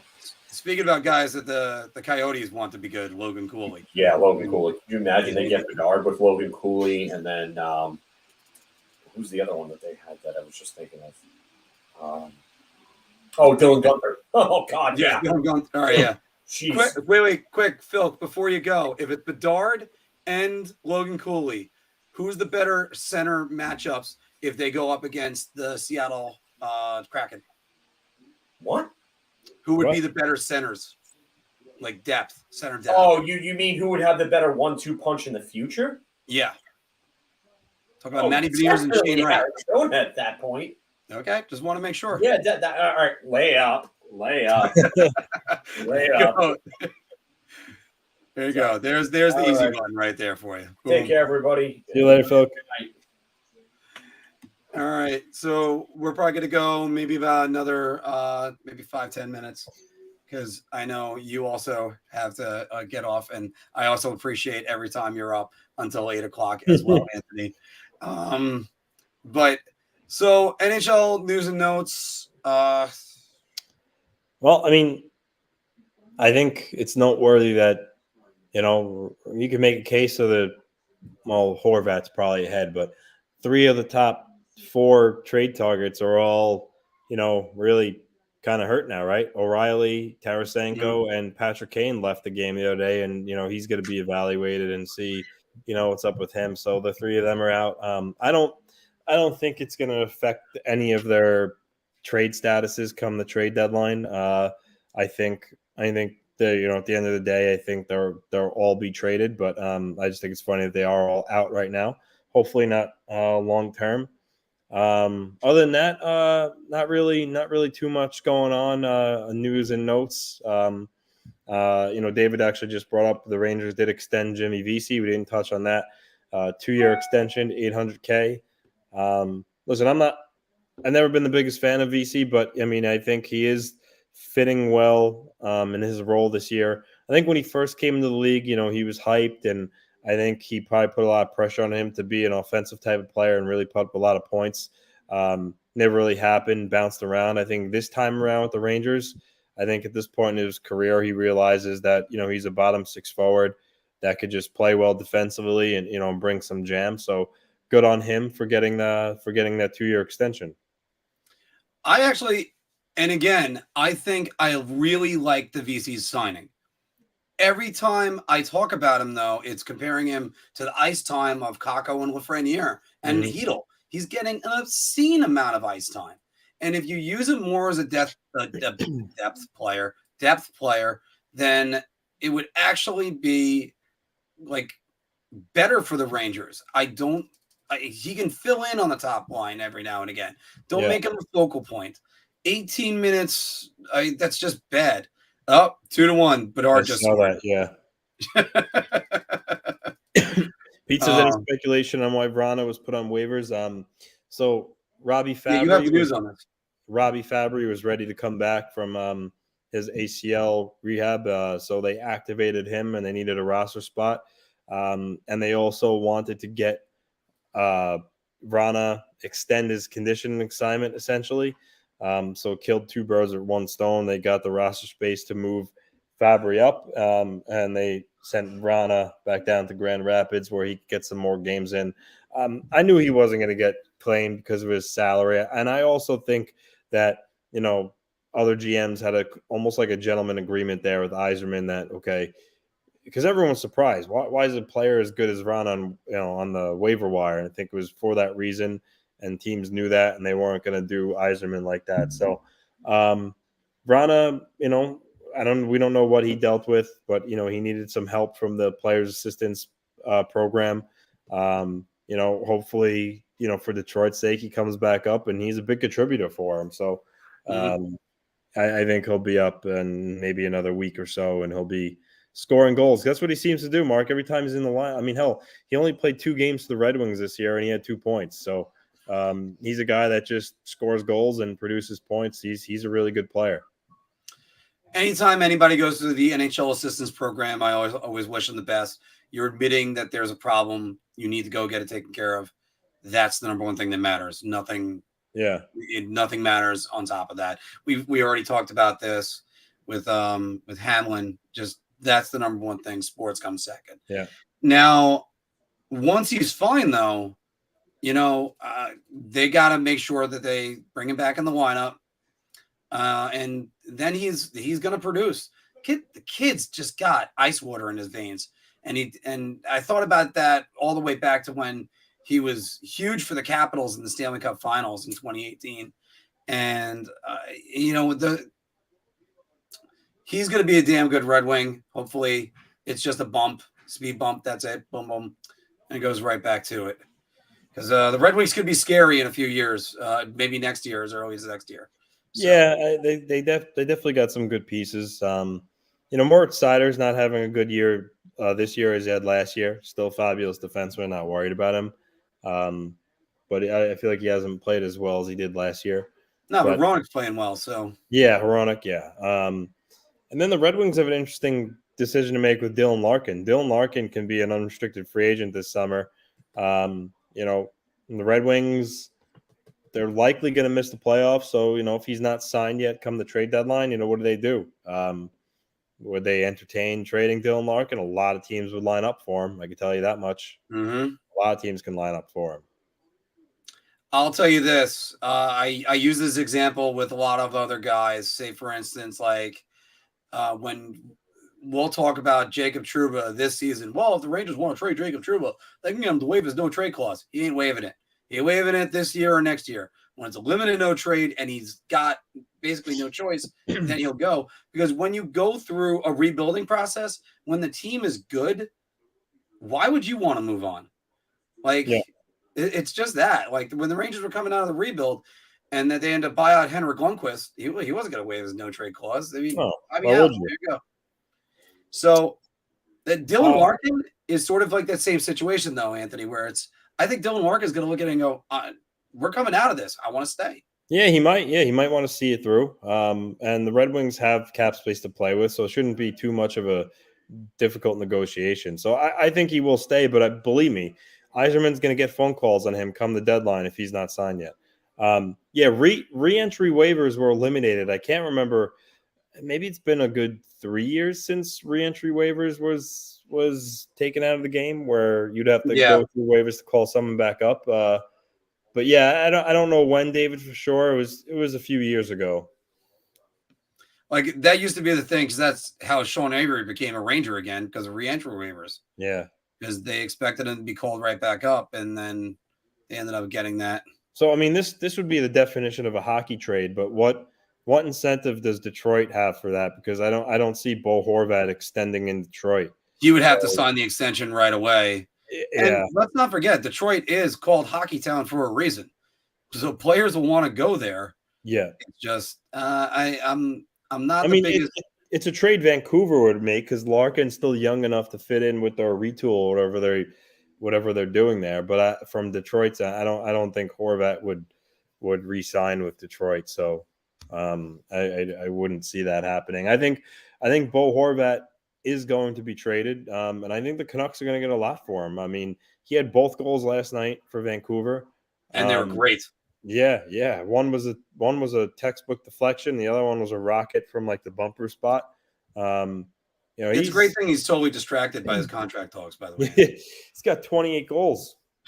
He had 31 all of last year, which was his career high. He's going to shatter that. I mean, I would do bad things to see Bo Horvat in the blue and orange. I really would. Hopefully Big Lou got a big look at him last night. But I said it. I'd rather him than Patrick Kane. I really would. Easily, I would agree with you on that, because again, I still think the Rangers need a third center. One of the reasons why we talked about Ryan O'Reilly tonight, because the great question for the Rangers is going to be, what are they going to do with Filipino? Because if you're going to move on from him during the summer or even trade him, then it makes sense to make a move. And an article is coming out about this very soon. It makes sense to move on from him at the trade deadline, which I thought they actually did when they traded Andrew Kopp, and ended up being Morgan Barron. A couple of people cried because I can't remember the impact Morgan Barron had. Morgan Barron was probably like, what? Really? I'm going from New York to Winnipeg? But still, it's one of those things. There are other players out there that would benefit the New York Rangers. Obviously, Bo Horvat would do that, but I think he's overkill because they use their number one power play so much. I'm a big Bo Horvat fan. It's just, I wonder where his landing spot is in the offseason. I mean, in the offseason, I was gonna say I could see Boston. If Boston traded for him at the deadline, they would be a really scary team. Boston's going balls to the wall this year. He's a Bruins type of player too. I could easily see that happening. But no, for the Rangers standpoint, you have to re-sign Keandre Miller. You have to re-sign Philip Hedl. and you have to re-sign Alexis Lafreniere. Lafreniere, and Vitaly Kravtsov still an RFA. I mean, the good thing is Kravtsov and Lafreniere haven't done anything to warrant big contracts, but Heedle's he's making what 2.75 something right now. I mean, I thought it was 2.5 or 2.7. Yeah, he's probably gonna at least want into the fours, I would think, and if it's on a long-term deal, probably even a little bit more. So the Rangers, that's why they're in no position to really add a big contract like Kane or Horvat, because they wouldn't be able to afford to keep any of them long term. So it would be foolish to give up, prime assets for any of them. Unless you're giving up a guy for a rental to go for the cup. Yeah, but I mean, I don't know. That's where Kane doesn't make any sense to me, Anthony. Kane doesn't make any sense. It makes sense for Patrick Kane. You're going from the Blackhawks to the Rangers. Still, it doesn't even make that much sense for Patrick Kane either. He just played 1,000 games with Jonathan Taves together in the Chicago video that I did. It was actually at the game versus the Rangers that they played 1,000 games together. Your legacy's secured. You already got everything you could ever hope for. You don't need to go chase a championship. So, kind of the way I feel about that. Yeah, I said that too. He doesn't really have to go anywhere if he doesn't want to. The losing might wear on him though. The Blackhawks are miserable. And also too, especially if he sees his friend Jonathan Taves, say, okay, I'll waive, I want out. I don't see why he would stay at that point too. So, and that's true too. We'll have to see there, but there are players that do value playing with one franchise. No, there are absolutely. No, you're right. Yeah, like Brian Leach never wanted to be traded, so no, that was for one. And although it did allow him to eventually play his final season in Boston. Anthony, you have a magic wand right now. Let me just take the magic wand, hand it to you right there. What is your New York Islanders move? Don't worry about assets. I gotta go Bo Horvat. Okay. I think he's the guy. I mean, I know Patrick Kane would be the sexier name to acquire. I mean, he's a Hall of Famer. Adding him just the marquee name of Patrick Kane coming to the New York. I mean, that would do wonders for them off the ice too, with long-term effect going into the offseason and free agents and whatnot. Because Kane would have to waive to be traded there, and he has a strong admiration for Matt Barzal. He said on numerous occasions, how much he admires his skating and just the way he plays the game.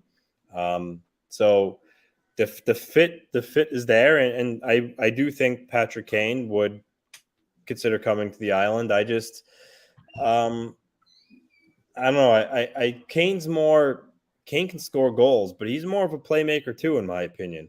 The Islanders need someone who can snipe and score goals, and Bo Horvat is filling the net right now. So I think Horvat for sure. And first Pete saying this one in Buffalo. Buffalo remains in contention. See, this is where Buffalo now becomes a realistic option. And also saying that Kane and Taves might want to be a package deal. I don't know what the asking price on that would be. Not possible. If they're a package, it's very. You're talking about even with 50% salary retention, you're adding $10 million as a salary cap. Yeah, it's not. Playoff team has got that. And you know what? I don't see Kane going to Buffalo because Buffalo right now, again, they're not better than the Islanders. They're not better than the Rangers. They're not better than Pittsburgh even. They're not better than Washington, who's going to get Backstrom and Wilson back. So, I mean, it's a good story. Thompson's killing it, but I don't see their goaltending is – I mean, they're out of the three goalies right now, Craig Anderson has the best save percentage. What does that tell you, that a 42-year-old? So, the Sabres don't have – we all know if you're over 40, you're basically dead. The Sabres don't have the tools to get there. And, Patrick Kane, if he decides that he's going to uproot his, life or be away from his wife and kid for a couple of months, he's going to do it to know he's going to a team that's A, definitely going to make the playoffs, and B, has a strong shot of winning the Stanley Cup. the Sabres don't have a strong shot of making the playoffs. And even if they did make the playoffs, they're not winning the Stanley Cup. So I see no path for Patrick Kane being traded to the Buffalo Sabres this year. Yeah, I think they would have to be on an incredible roll, and they would have to like let me see if I can get the name right. Are you ready, Anthony? Uma-Pekka Lokinen? Yeah. But UPL?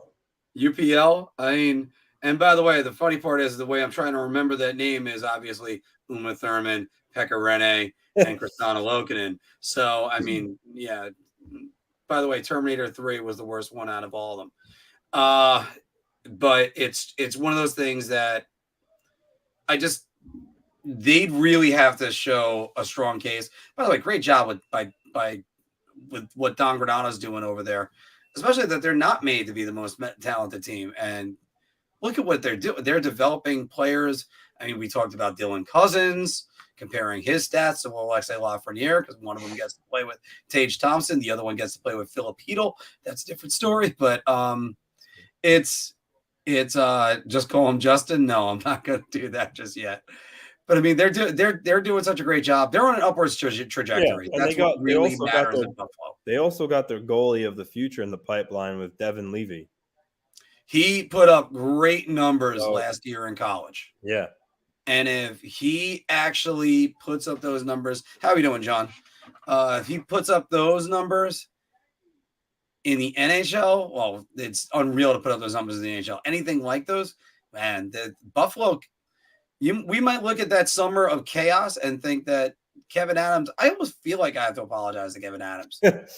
Like I did the honest trailers, which the honest press conferences, which we haven't done one in a while. We have to schedule another one of those. But the honest press conferences where he was just like crying because everybody wanted to leave his team. Well, he's coming out smelling like a rose on the Sam Reinhart trade because that's Devin Levy, and he got another forward at 28 with that draft pick, and he's also looking like the Jack Eichel trade's working out. Alex Tuck has 17 goals. Yeah. He's playing really well. Yep. He's got 17 goals. And speaking about a guy that went home, Alex Tuck is from that area. Yeah. Hey, Mark, did you have the Colorado Avalanche being out of a playoff spot in January on your bingo card? I did not. And by the way, I answered a question about that on Twitter the other day. One of the guys said, I'm also looking up where they are in the standings right now. They are getting back Nate McKinnon, but they're only 1 point behind Colorado, behind the Oilers for a wild card spot. Well, be behind first things first, you have to get a full season workload out of Alexander Georgiev. And I'm going to go to his stats right now, and I can tell you he has nowhere near a full season's worth in his career. He's got 27 games right now. Pavel Francouz has only got 9. Georgiev's save percentage, if you remember 2 weeks ago, was around .933. It's at .915. He's now below Igor Shesterkin in his save percentage, and his goals against 2.68. That is just not good. The max amount of now, by the way, whether or not it's fair or unfair, as I'm looking at my monitor that you're not on at the moment because I'm on the Alexander Georgiev stats. I always call this the Yaroslav Halak rule because I always felt like he broke down when the season went on. The max he's ever played in this season is 34 games. This is Georgiev. How is he going to get this team into the playoffs and then the Stanley Cup just because he hasn't had the workload? I still think that the Avalanche are going to get in the playoffs. I think they're too talented not to. As far as winning a cup, I mean, put it this way. They won a cup with Darcy Kemper. I mean, is Darcy Kemper that much of a difference from Georgiev? Yes. Yes, he is. And the reason why I'm going to tell you that is the Darcy Kemper that was in Arizona was a damn good goalie. Was he average with Buffalo? With Colorado? Yeah, he was average. But Anthony, I'm sorry. If you got a guy that can't can't do the work, it doesn't matter whether or not they're good enough. I guess my point was that if you have a team like the Avalanche, you could still win a cup with an average goalie. Because I would say Kemper's an average goalie. So, let me back up your point a little bit more. Who's a better goalie, Henrik Lundqvist or Antti Niemi? Henrik Lundqvist. Who's a better goalie, Henrik Lundqvist or Corey Crawford? Henrik Lundqvist. I mean, we can do this for a while. Darcy Kemper or Henrik Lundqvist. It's Henrik Lundqvist. You're right about this because the elite goalies haven't exactly won. Carey Price hasn't won. Henrik Lundqvist hasn't won. But when you have the entire team focused on them, it's just... Pete, quick on the stats there. This is my point. Not far off. So... yeah, those numbers are going to get much worse for Georgiev soon enough. Like, I've brought this up about Georgiev during the summer. Every year, his goals against has gone up. His save percentage has gone down. His save percentage has dropped 15 points in the last 3 weeks. It's going to get worse. If he finishes with a 905, I'm not going to be surprised. At least it's an improvement, I think. Maybe 908 was last year. He was 998 last year with the New York Rangers and a 9.92 goals against average. And I mean, people fawned over this guy, and I couldn't help it. Like, he's not even Vesa Toskala. Never mind Mika Kiprusoff. So, speaking about great goalies that I've won, and also as Chris T mentioned it too. One thing can we honestly say Calgary is going to heat up and they're going to make the playoffs? Yeah, I think they're going to get in. We can all think that, but do we know? That's the hard part. No. Well, we're just assuming it. But if you look at the Western Conference, aside from Colorado, what other team outside of a playoff spot right now is really that much of a threat to anybody in a spot? Look at the standings. Yeah. St. Louis? No. Nope. St. Louis is done. So that's why I think that the Flames will get in. Oh, and I didn't read the comment. I just highlighted it. So anybody in our audio that's listening didn't hear this. But John D. Lee saying missing the APB on Sammy Blais, still stuck in St. Louis. I've been saying the same thing all year. Like, I can't wait to see the Rangers acquire this guy Sammy Blais from them. But he's right. But by the way, Pete is right about that, where we might need to recalibrate on save percentage. Only 15 of 32 clubs are above 900. Well, because if you look like back in the 2000s-ish, when Brodeur was still considered one of the top goalies in the league, if you looked at it, like a top save percentage was like 920 roughly. Mm-hmm. Now guys have risen above to where 920 save percentage sometimes is not even good for like fifth in the league. So I get what he's saying there. Igor Shesterkin has about 917 save percentage. I feel like right now, yeah. I feel like 20 years ago, if you had a 917 save percentage, you're probably at the top of the league in that regard. Not really the case anymore. For me, I would say, I don't know how you feel about it. I would say anything above 920 is elite, and anything when you start to get to 925, 930 or more, you're talking you're playing at like a peak Hasek level. Yeah, like God level. I'll actually raise it to about 925 because let me read off the guys that have the league leaders in save percentage for you. Linus Ullmark 937. Yeah. So that's the only way to describe that. Connor Hellebuyck 928, very good. Who's your guy at third place? Ilya Sorokin 926. Pyotr, I screwed his name up already. Pyotr Kochekov at 924. That number is going to plunge drastically soon, especially if he keeps that 5-hole open. I mean, I do credit the Rangers, by the way, last night. They were just throwing pucks at him, and they were just getting through. And I do have to say the pass that Mika Zibanejad made that ended up going in the net, I think he was expecting Trocheck to catch it, and Trocheck just missed it, and it just went in. So anyway, Craig Anderson, 923. How he's got a 923. I think if you took like the last 5 years of his career, you wouldn't get to a 923 if you added them all up. Andrei Vasilevsky, although, by the way, in Ottawa and Florida, he is and in Colorado, we had a lot of big save games. Vasilevsky, 921. Jake Ottinger, 920. Philip Gustafson, 920. Matt Murray, 920. And again, back to your boy, Semyon Varlamov at 919. So, I mean, Anthony, you're kind of right about that. It's also not exactly translating because Ilya Sorokin, he's only 2 games above 500 with the 3rd best save percentage. Well, what does that go to show you? I mean, I think that the Islanders are letting up a lot of shots. That, and also that sometimes he loses simply because the Islanders aren't scoring enough goals. There's some out, like the game against St. Louis where they almost came back, and I think they lost like it was 7-4 or a couple of weeks ago.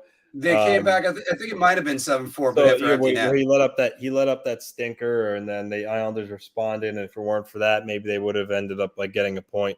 But I mean that's an outlier. Usually the Islanders don't give him a lot of run support. I mean, to put in perspective, I think John Van Beesbroek, when he was a New York Ranger in 1986, won the Vezina Trophy with I think an 889 save percentage. If you have an 889 save percentage right now in the NHL, they throw you out of the league. Yeah. So. Yeah. No, I get yeah. And like I don't want to take away a lot from Linus Ullmark. I mean, he's leading in wins, save percentage, goals against average. But if you look at his career, I mean, what he's doing right now is an anomaly. Like he's never posted these type of numbers before. I think he's having a career year, and I think he's playing in front of a very stingy Boston Bruins team. He has the best numbers in the league right now, but in my opinion, I don't know how you agree about it. He's not anywhere close to being the best goalie in the league. Like when you think of the best goalies in the league, I still don't think Linus Ullmark. I think Shesterkin, Sorokin, Hellebuck, Vasilevsky. Well, we're also looking at it based on talent too. Well, yeah. And yeah, if you look at it based on numbers, right now, unfortunately, you have to say, well, talent and history, because we knew that this was going to be the next step for Ilya Sorokin. That was going to happen. We know this. And then you get Linus Ullmark that comes in, who kind of fulfills what the Bruins thought they were signing, because they thought they had this guy. They watched him in Buffalo, and they went, all right, he's going to be something. And then Jeremy Swayman basically takes his job last year. And he also didn't really perform that well. But now you have it where now he's performing at a high level. How do you even take him out of the net? But yes, it's sort of like an anomaly what he's doing, as opposed to say, I mean, I did say the 2 games over 500 for Sorokin, but he's more in the area of Jacob deGrom, if you will, of great player doing his best for a team and they're just not getting enough wins.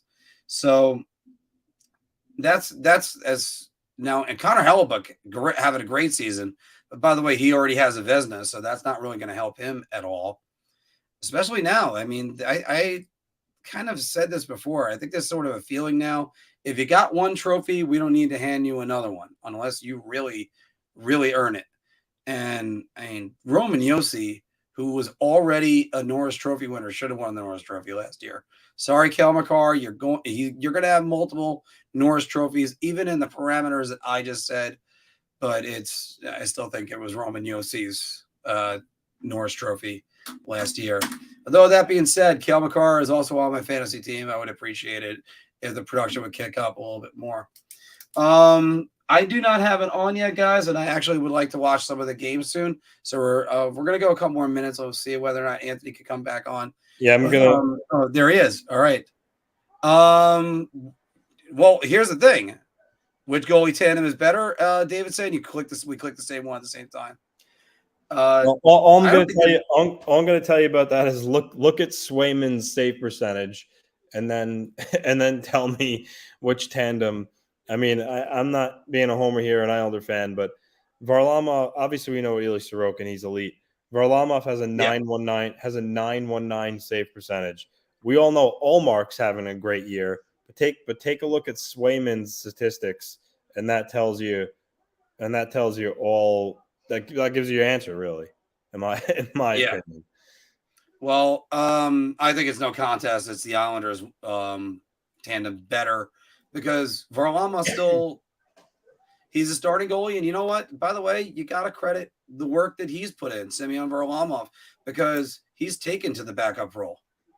And you know, the Islanders are a team I don't want to face in the playoffs for multiple reasons. No, I'm not going to lie. One of them is I'm also a bartender. I can only imagine the amount of fights I'm going to have to break up. So Swayman has an .897 save percentage, and he plays behind the same team Hallmark does. Tells you everything you need to know. Some guys need to play a lot more. Some guys can't do it. I know I just used that argument for Alexander Georgiev before. Oops. Yeah. Got that one. But Varlamov, Shannon said, Varlamov has been incredible. I mean, I think he's been extremely helpful to Sorokin getting acclimated with the game here in North America. And for the last 2 years, people have said, "Oh, well, the Islanders trade Varlamov because Sorokin, is rose to the top." But you see how important goaltending is. Like Jarry got hurt. Now you see what Pittsburgh's dealing with, and you've seen it in the past. Honestly, he's in the last year of his contract, Mark. I'm willing to bet that Varlamov stays on the island and he signs a cheap deal, unless he still has aspirations of being the guy somewhere else. Shannon, you might want to say think of those shots, but unfortunately, I given up shots at work for my New Year's resolution. So Varley has been incredible. I will say that. David, we'll trade a bag of pucks for Yaroslav Halak. No, thanks. I don't need Halak back. Although I do have to credit Yaroslav Halak, the game against the Florida Panthers this week, he was definitely the difference in that game. I mean, the Rangers did lead, I think it was 4-1 at one point, but maybe it was 4-2, but it's still without Yaroslav Halak in that game, Rangers might not have won that game. Yeah, no, that's fair. That's fair to say. Yeah.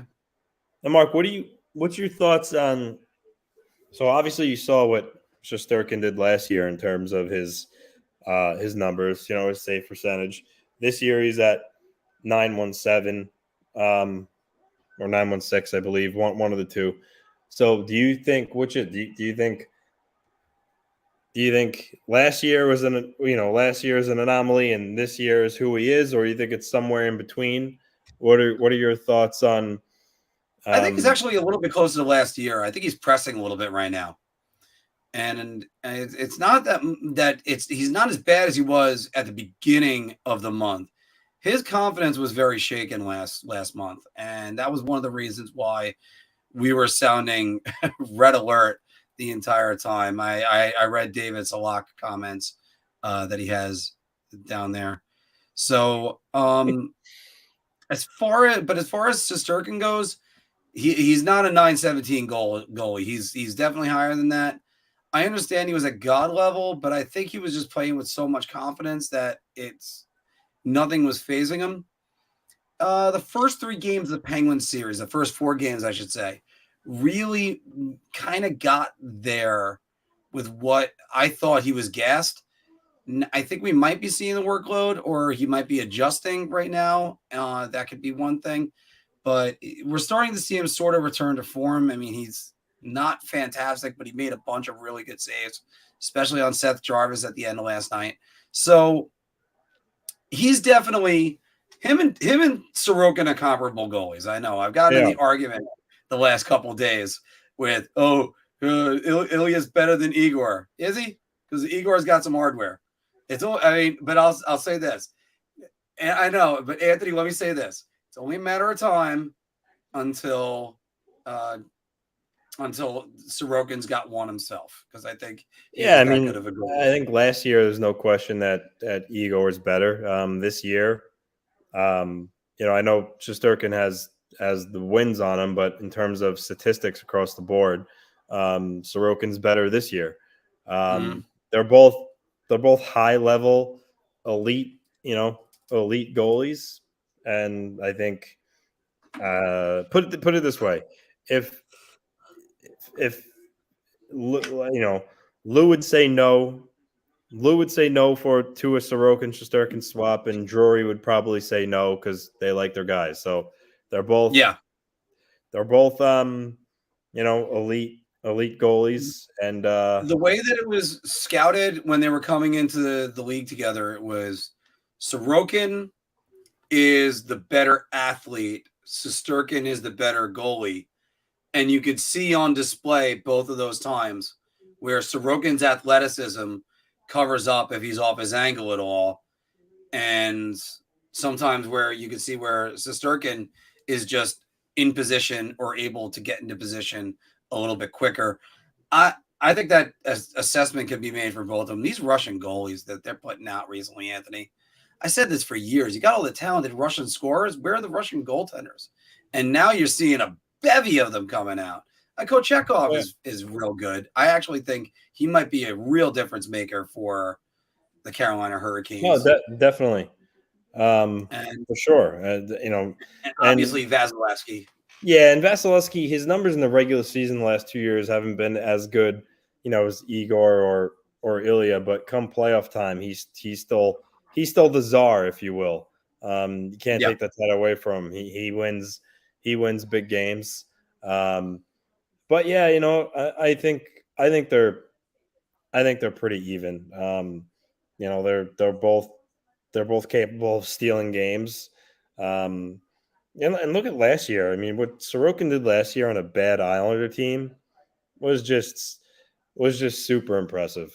I mean, he was second to Igor in save percentage, and I said it last year. You looked around at all the goalies in the top, 8 in save percentage. They were all on good playoff teams, and here's Sorokin sitting at number 2 on a bad team. That just shows the type of goalie he is. So that also tells you, by the way, Anthony, that sometimes you can't predict things, because my Vezina Trophy winner was going to be UC Saros. We're about a month away from our midseason awards, but I thought UC Saros was going to pick up where it was last year, and you know what? He hasn't.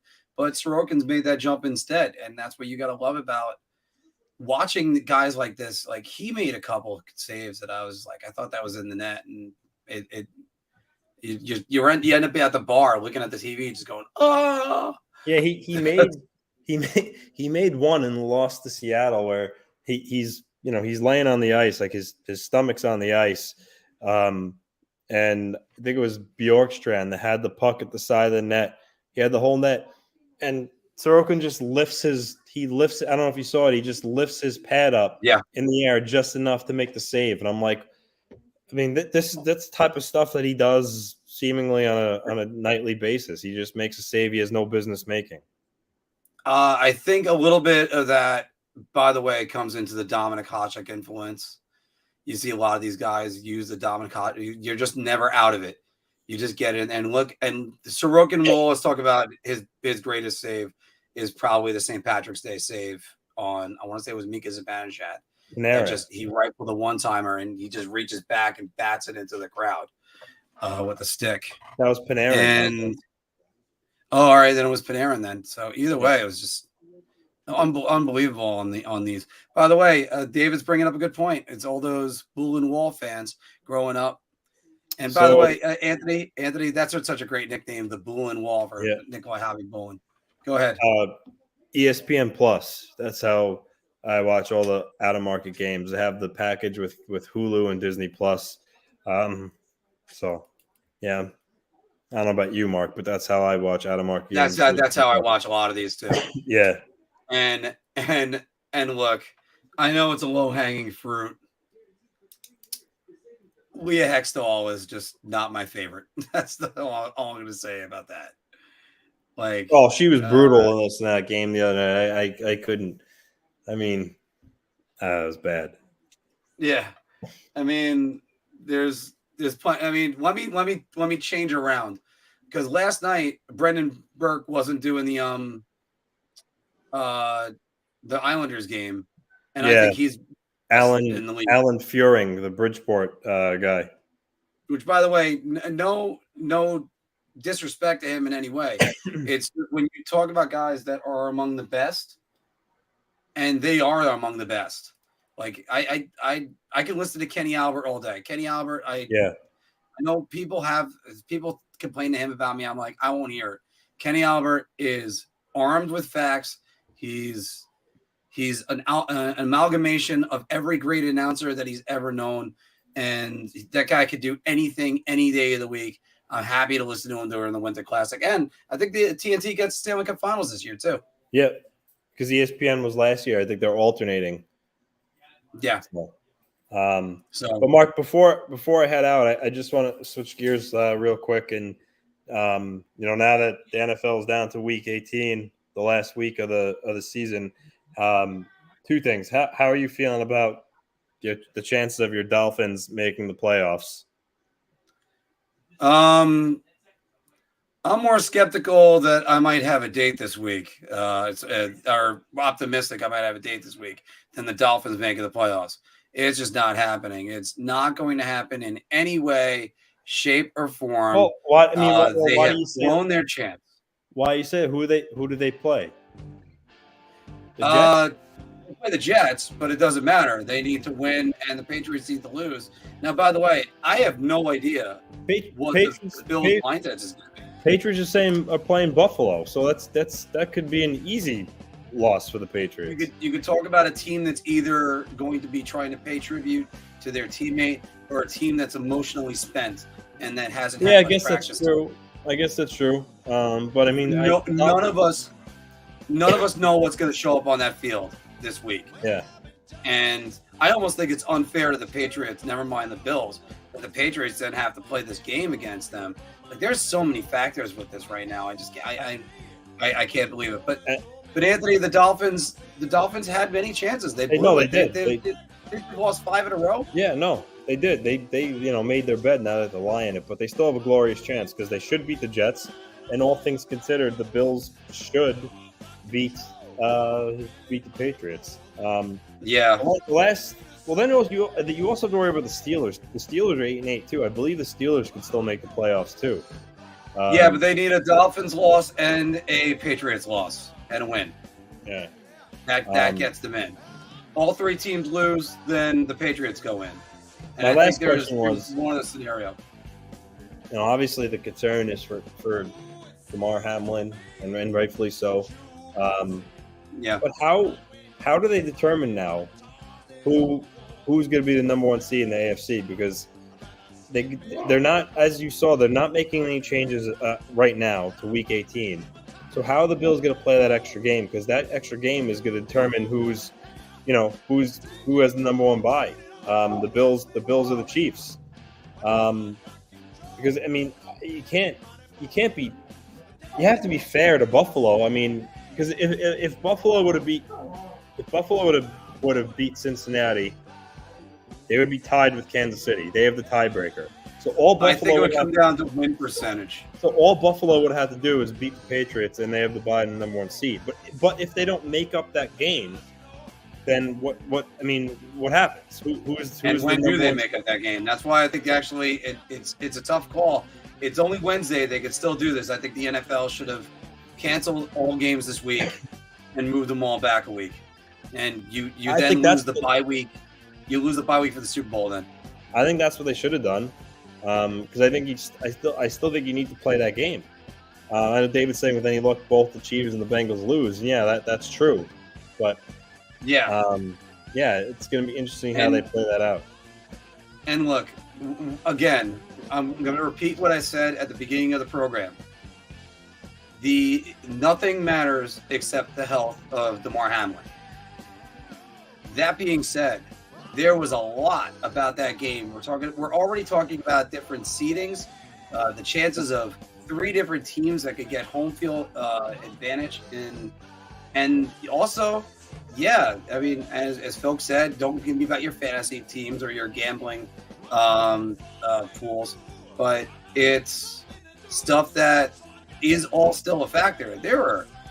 There's tens of millions of dollars out there, if not hundreds, that are out there.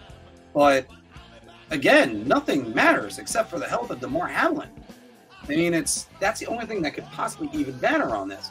So before I go on a rant or accidentally get myself in trouble, which I shouldn't, because again, the number 1 thing is this kid's health. There is nothing else.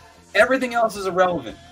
And there were some other tweets from other reporters or such that they didn't realize what the magnitude of what was going on was, is why, you, especially when it comes to injuries, don't say anything yet. In hockey, I'm old enough to remember Clinton Warchuk. Many people were old enough to remember Richard Zednick, who were two guys that had their throats cut with blades, and fortunately they were able to live through it. I remember Dennis Bird. I remember the Lions guy. I think it's Utley. I can't remember his name at the moment. I remember Kevin Martin. Matter of fact, the same doctor that worked on Kevin Martin also worked on Richard Zednick. And again, if Richard Zednick acted a little bit slower, he would have lost his life.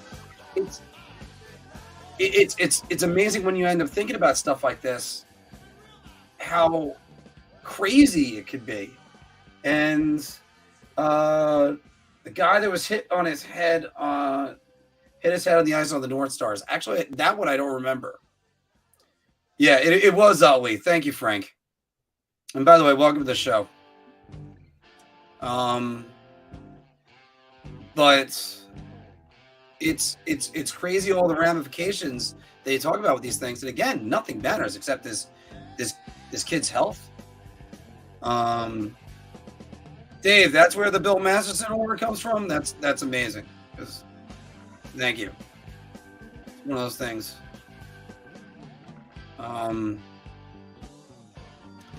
And again, it's David, I understand what you're saying with that. I don't need to highlight what you say right there. You're right about that, but there's still a process to go with all this. And it's what a lot of people have said. Pete Rozell's worst decision ever was playing after the Kennedy assassination. And you don't need another moment like that. All sports leagues did the right thing after 9/11 by backing things up. I think it was even 2 weeks. I don't even think it was 1 week, if I recall correctly. No, it was just a week. It was just a week. That's when everything stood still. 1 week for the NFL, and I think it was 10 days for baseball. But it's crazy when moments like this happen, and the magnitude of it. I just hope we're hearing more good news for Hamlin soon enough. I mean, think about what happened with Dale Earnhardt. Dale Earnhardt just routine, just trying to block so that way his son could finish in a better spot in the Daytona 500, and he ends up dying in a crash. There's just too much of this that you can end up thinking about. Rich Peverly is the one that always came to mind right away for me. And I want to say it was Yuri Hoodler for the Detroit Red Wings. I want to say that was around 2005 when he collapsed on the bench. And those were terrible moments. And it's just the magnitude of all this. And I don't blame a single NFL player if they said, I don't want to play this week. I don't. Because what happened with that, it didn't seem like it was going to be a big deal. It seemed like it was just a routine play. And then I've had it where I had one of my regulars at the bar. They were just out with their family. And then suddenly they just fell like a plank like that. And she hit her head. We got an ambulance and everything for her. And I think they said it was from dehydration. So it's sometimes stuff can happen. Yeah, there were pre-existing conditions, yes, for Peverly and Hoodler. Peverly, by the way, as the story goes, he has to go back into the game. And fortunately, the NFL, the easiest decision any league had to do is, when moment like that happens, you cancel the game. Thank you very much, everybody. We'll suspend the game. We'll come back to it another time. And, you know, I guess one way around it is, what if the Bills win, the Bengals and Chiefs lose, and then you could just say it's a 7-3 win for the Bengals. There you go. But there's is just you never know with these things, and it's, as Philip said before, was equivalent to getting struck by lightning, like how freak it is. And I had a friend of mine tell me it's something that happens with firemen. Is an impact to the chest. It'll happen. But again, our thoughts and our hearts all go out to him. And yeah, well, Dr. Atkins was a different story. But David's right about this. Like, you could be walking down the street and just, have a heart attack. You just don't know when things can happen. But again, it's so much praise to the medical teams that were able to hopefully save his life and save from potential brain damage. It's amazing. It's amazing what had to be done. And again, all the players that didn't want to come back on the field, the coaches that didn't want to come back coach, more than understandable. So, I love talking about sports. That was one of those things I did not want to talk about, and we've now actually talked about it at length. So it's great that sometimes you have to talk about things when it's uncomfortable, or maybe you gotta talk about it to get positivity out there. That's another thing out there. So guys, we're gonna run. I'm gonna have clips of this all throughout the week. Also a clip from the Marc Goes to Chicago. Like I said, if you haven't checked that out, check that out right now.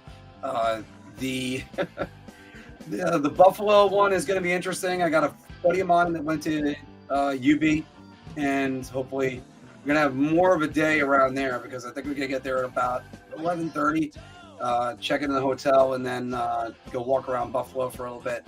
There should be plenty of stuff to do. I am intending on doing some other Marc on the roads.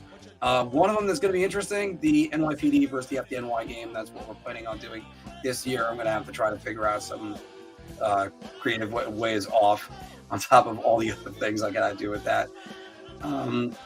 But also looking to find where the next place is going to be, Washington or Columbus. Don't know. Got to see those cannons. So Detroit's a good place to go. Boston. So we're working the East Coast. There's a chance we might even do Canada or Ottawa. Could be the three of us. We'll let you know on that. Somebody just hit me with what the by the way, Dave said I went to Buffalo for a Bills game last year in November. It's a pretty cool place. Get a passport so you can go to Canada. I have a passport, and I've been to Canada many times. So I can't wait for that. Frank, let's go Team USA. What is the score right now, guys? I do not have it on. I will be turning that on in a short bit. So anyway, everybody, thank you very much for joining us today, because we do this for you. Sure, we'd like to explode and do this for a living too. So, but we're not there yet. We'll always be trying to make the best show for you every single week. So everyone, thank you very much. And, just let's go Rangers. See what the Islanders are doing. And it's 3-3. All right. Let's go Team USA. All right. Thank you guys. We'll talk to you soon.